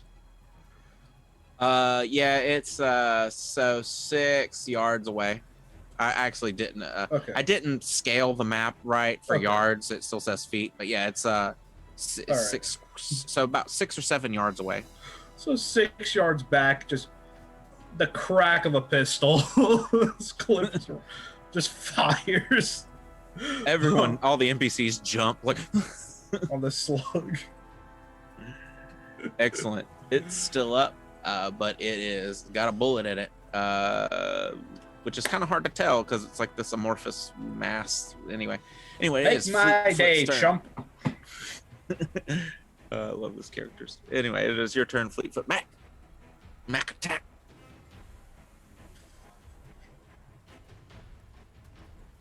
Okay. I'm gonna get positioned down here to not get sprayed. I've also realized, is there still nothing caught fire in this area? No, she readied the bomb and is waiting to throw it. Okay. Lena, basically. That's what I'm talking about.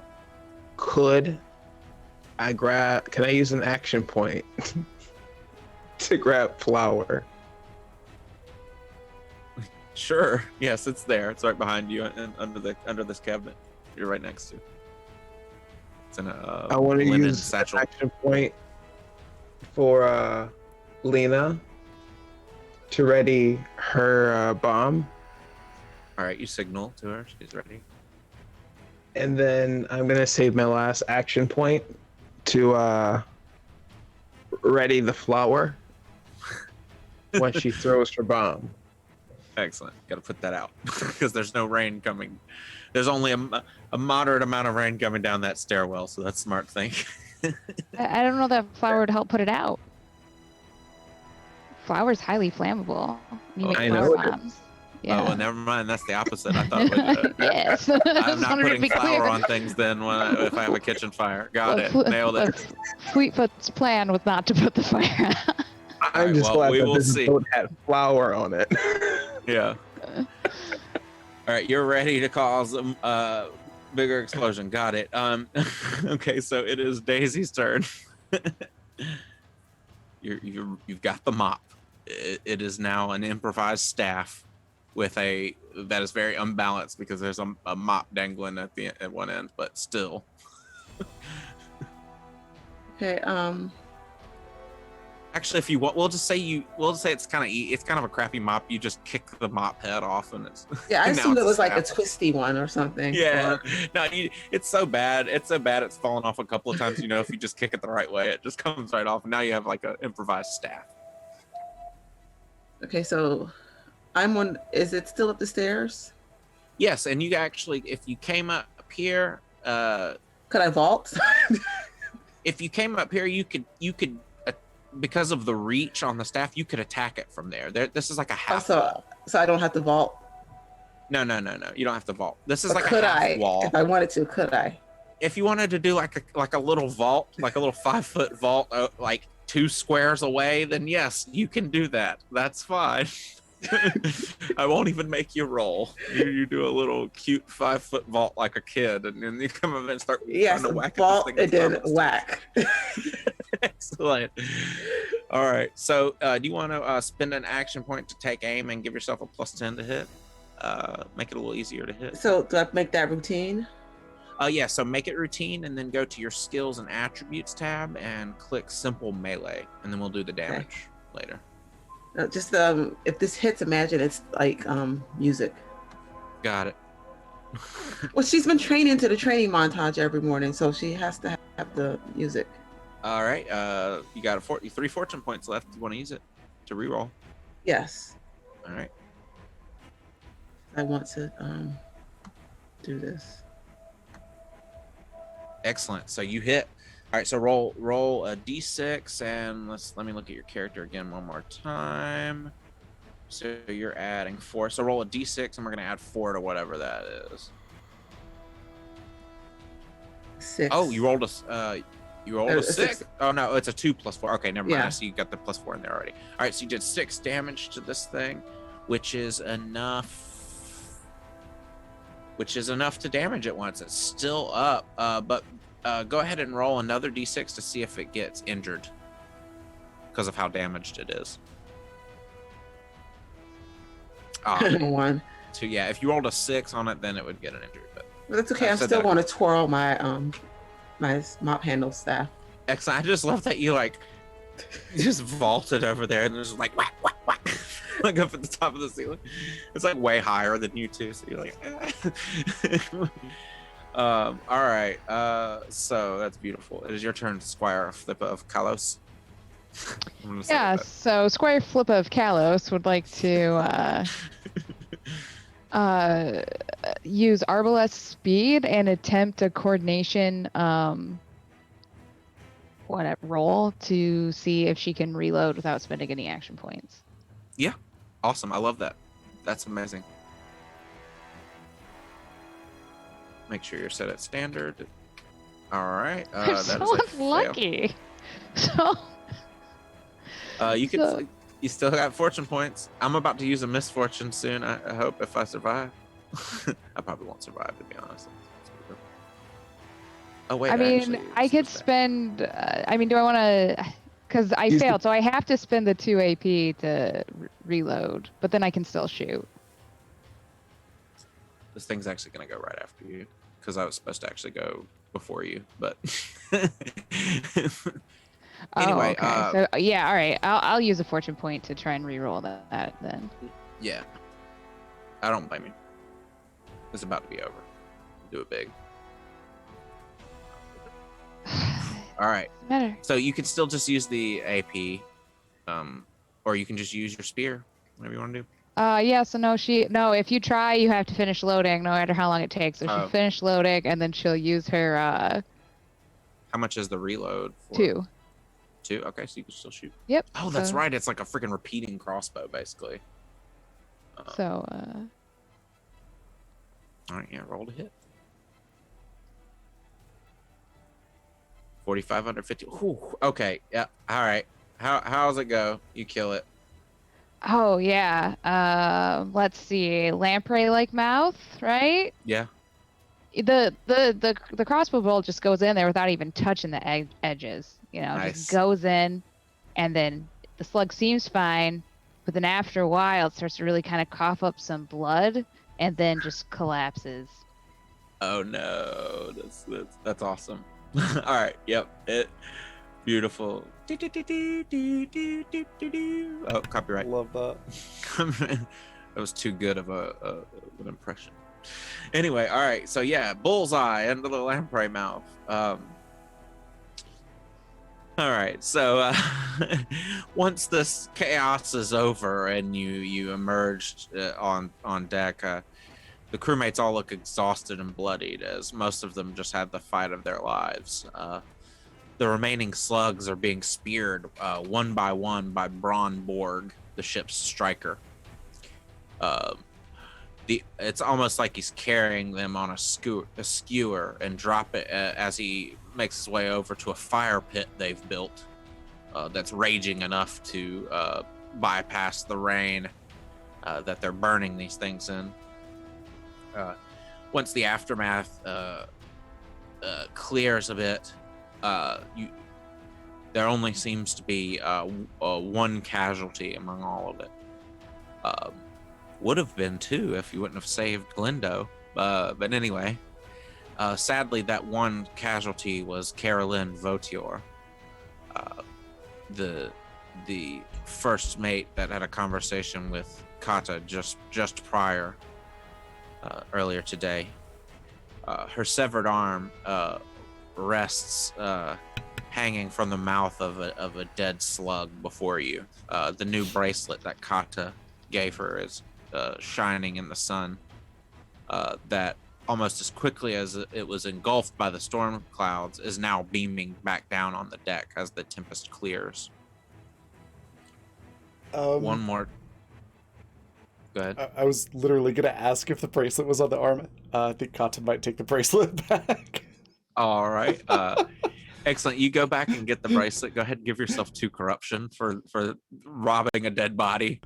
I mean, is it really robbing though? It is enough to get 2 corruption. Fine. According to the rules, anyway. Also, I'm gonna get my throwing knives. You gather up your throwing knives. You while no one's looking, you scag up that fancy bracelet and add it to your other 2, and so everybody mostly recovers in that, and is basically just sort of blown away by the scene. The camera focuses on the captain of the ship, Captain Harriet. She's standing by the wheel, solemnly looking out to the crew as they recover. She has a strange colored blood decorating her clothing with splatter marks indicative of a blunt weapon. She's still holding a table leg in her hand, gripping it tightly, her knuckles pale. She says to her quartermaster next to her, Lyro Fishman, "Nothing about that storm seemed natural. This may be a very different trip than we're used to." And then right around that time, you hear that loud, deep noise again, except it sounds a little further off in the distance. And it's erupting from the sea. And that's what we will go ahead and call it. Call the session with that playing. That's Scene goes dark. fine. This is fine. Yeah, it does seem like it's moving in the distance away. It's a standard stormy slug attack, so it's no big. Stormy slug attack. Yeah. It's freak tsunami blast from the west. Hail Totally and just hail. standard. Squids. Global climate change, I believe, may be responsible. Too real. I would like to go back to the fantasy universe. No. I know, right? Oh my gosh, when y'all were talking about wall of fire on the ship and everything, I was having such an inner struggle because my inner tabletop nerd is like, hell yeah, wall of fire, and my inner history nerd, because I had to do a lot of research into nautical stuff for a book that I wrote, is like, no, ship plus fire equal bad. No. Luckily, there was a whole bunch of. I was prepared for ship plus fire equals bad in my notes. I was like, it's really rainy, so if there's a fire, it's not too hard to put out. But anyway, I was so conflicted though, because I was Wait, like, this is so cool. Yeah. Well, and again, this just because I don't believe I credited, this map was done by Tom Kartos. Awesome artist, definitely worth checking out at Kartos Tom on Twitter. And these tokens here for the NPCs, I believe are made by Devin Knight. I know this one is. I think this one is. But I know for a fact that Lena Fireforge is a Devin Knight token. But anyway, awesome stuff. I am addicted to buying assets on for virtual tabletop. So cool. I had fun. Take us away. Yes. Well, I know there's a thing about corruption, right? That we Oh do at yeah, the let's end of do the that. session. Thank you. Yeah, corruption and XP. I get real excited about everything, then I forget the important parts. So everybody go ahead and get another 200 XP for today. All right. And or reward points in the rewards and tier section. So you should be at 1,800 total reward points, and then add 200 to whatever your current reward points were before. As well as, because you all fought well on the ship, I'm gonna go ahead and give you another reputation point. Like, you didn't like cower away and just lock yourselves in the hold and let the crew deal with it. You actually like help them defend the ship. So that's like, they're gonna talk you up even more, you know, to all the people they meet. Yeah, we get these passengers one time. They were badass. First mate, I imagine, especially, will talk us up. Oh, for sure. Yes, he definitely was. I even have in my notes, kill one of the NPCs, and then Carolyn, or whatever, the one you talked to and trade jewelry with, she was baked in to die, because I was like, whatever. I was gonna kill off. I swear. I feel like I was such a proud, accomplished, like, you know, like in touch storyteller, because I was about to kill off our halfling friend that we helped get the sales for in the beginning, but I was like, hold on, don't bury your gaze, you know, we got to leave this guy up. He's way too awesome. I can't fall into the bury your gay trope, you know what I mean? That shows always fall into. Kill the gay character off second scene, you know what I mean? Anyway, yeah, he's awesome. Not a great cliche. Yeah, exactly. I was like literally about to just fall into it by default. I was like, wait, hold on. No. I'm glad they kill this other asshole no one likes. Yeah, I know. I really like that character. Plus I really like this voice. I'm gonna do it more. So XP 200, reputation points, one more reputation points, and let's go ahead and do the D10 roll for corruption. 8. All right, so everyone gets an order rank. So no chaos ranks, no random tentacle growth for you just yet. All right. Awesome. Well, I had super fun anyway, if you want to take it away. Yeah, so we've got our raid cry wall of fire there in chat. And before we go on a raid, we're going to let everybody say what their favorite part was, where we can find them, and anything else they'd like to share or plug. And we'll go reverse order. So Leland, we'll start with you. All right. Let's see. My favorite part, I mean, obviously just everyone getting used to the combat. I know there are a lot of options on the actions list, but you'll get the hang of it. I will use stunts and special actions as NPCs more, especially when you're fighting, if you're ever fighting like humanoid creatures instead of like mindless slug parasites. But yeah, I'll use them more, so you'll get to see me use them, and then, you know, when other party members use them, you'll get to see them in use.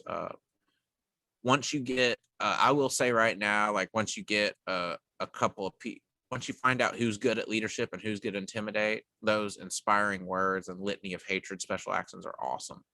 They're literally just like party buffs. It's pretty sweet. There were many times where I noticed that these enemies tonight took an extra tick of damage only by one number, and that was done because of the litany of hatred that was done on them in the very beginning. You know, that's like a whole extra tick of damage just because that -1 from litany of hatred. So that worked out pretty good. Also, there are some traits that let you do peril damage when you do litany of hatred, and I was playing in a game one time where me and one other character both had those traits, and we were just like bullying the enemies into like fleeing all the time. It was awesome because we would just do peril damage to the point that they would become incapacitated with fear, you know. But yeah, and another one of my favorite parts probably is just the improv. usage of weaponry and just picking up a chair, throwing it, using kitchen supplies to set fires and all sorts of stuff. Sorry you didn't get to follow through with your firebomb, but we definitely know of a good maneuver next time if you get invaded by slug monsters. Yeah, that's probably about it as far as win. Yeah, exactly. Definitely win.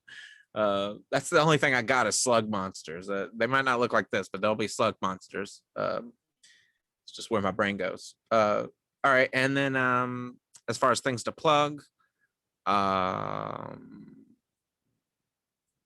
yeah. Oh, a contest. I'm doing a contest. Did you still have that link from Discord?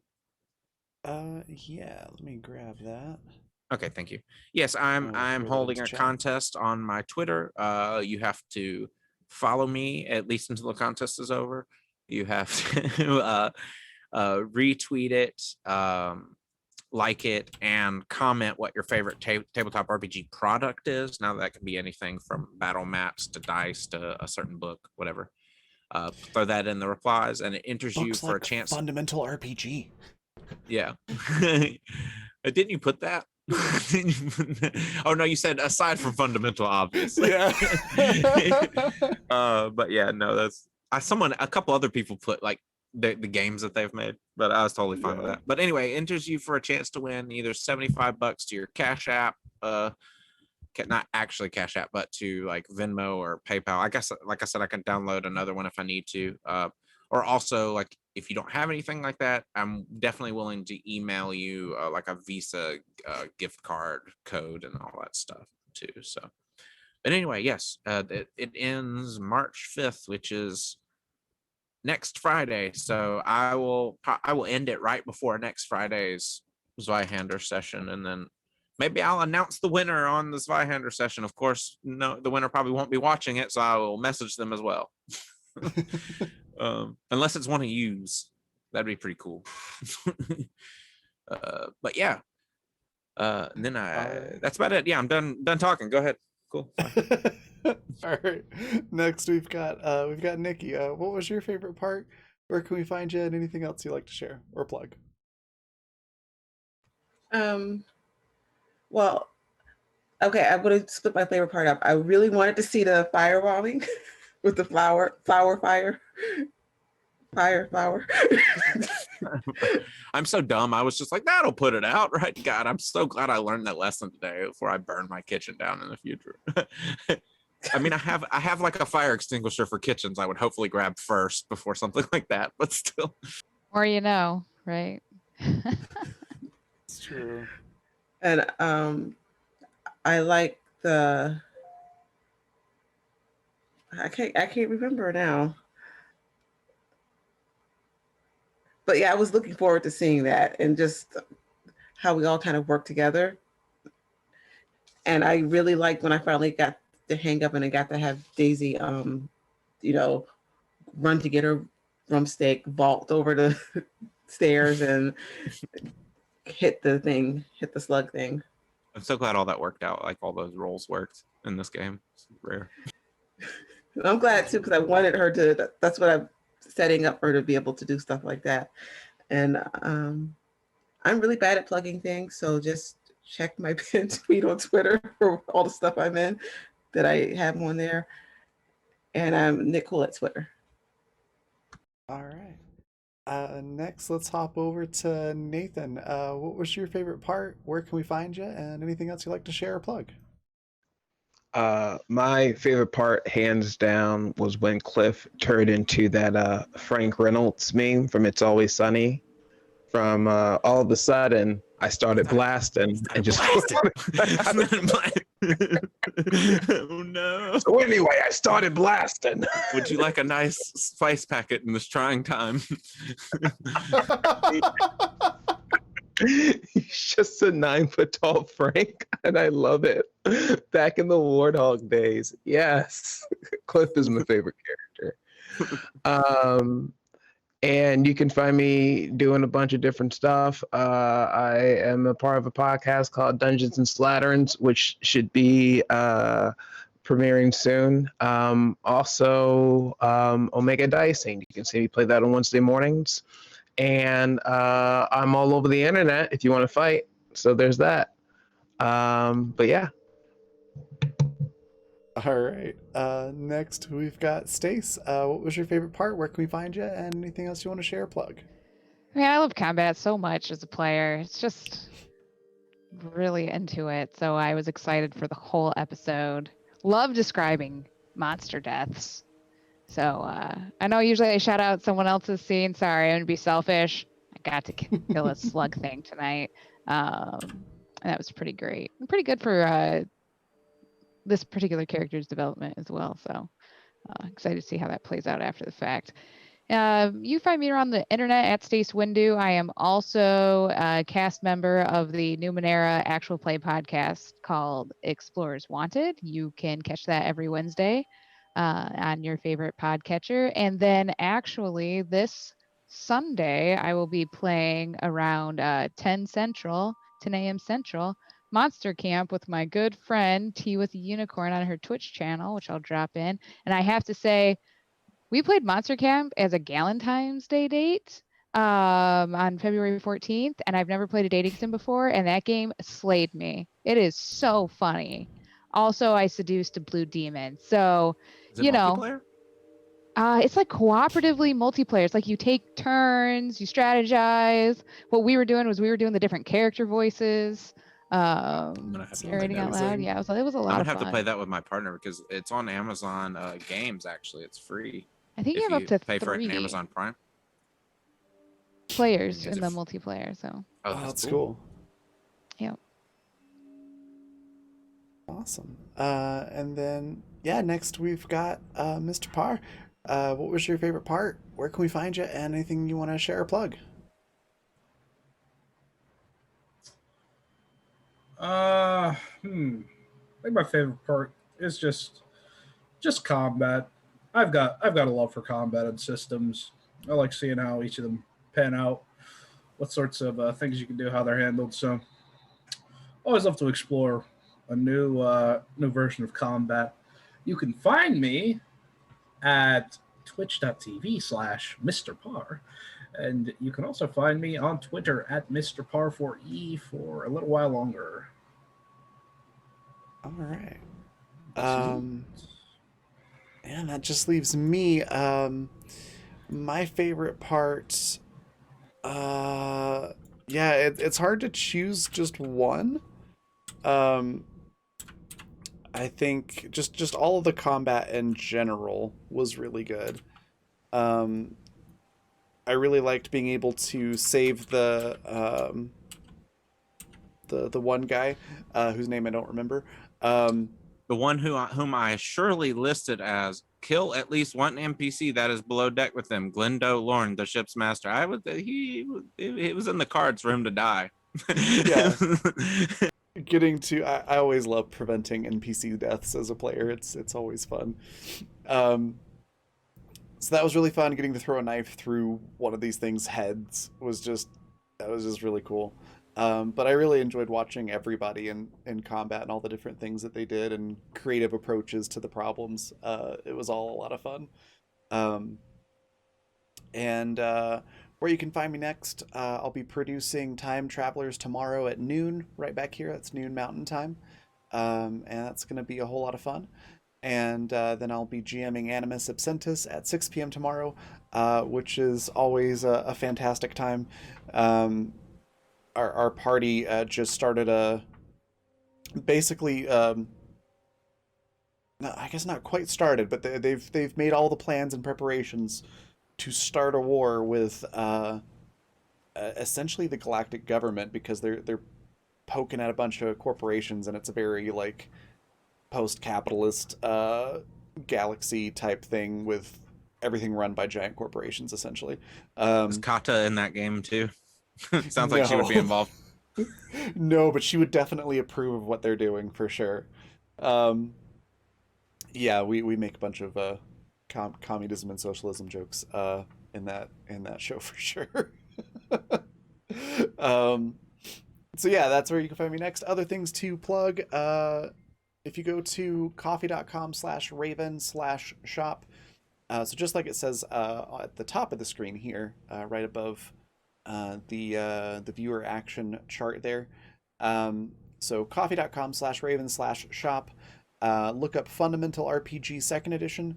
There is, I guess, yeah, 2 more days to get that pre-ordered at a discount because the price is going to go up a little bit on March 1st as we go into official release. So you can get that in PDF or paperback format.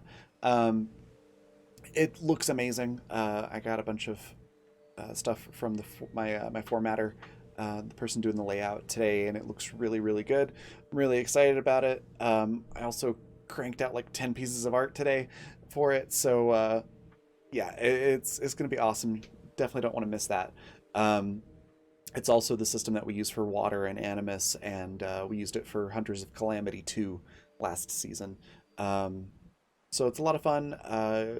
Literally anything from high fantasy to sci-fi and everything between. You can run anything on the system with very little work to adapt it to whatever story you're wanting to tell. And then Intrepid is adventuring gear for real life. So if you like outdoor or athletic or casual wear, or things like mouse pads or water bottles and things like that, with a tabletop or adventure theme to them, definitely check that out. There's a lot of really cool stuff there.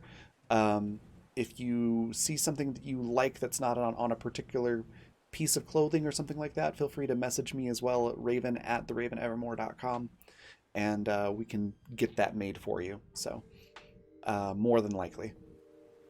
And yeah, I think that's everything to share and plug and talk about. So we're going to go on a raid here. Let me copy the raid cry again, which is Wall of Fire. And we're going to go raid... we're going to go raid Polished Cryptid, who's a fantastic streamer and person and role player and DM, just all around awesome. Definitely give her a follow if you're not doing so already. And I will see you all tomorrow. Bye, everybody. Bye.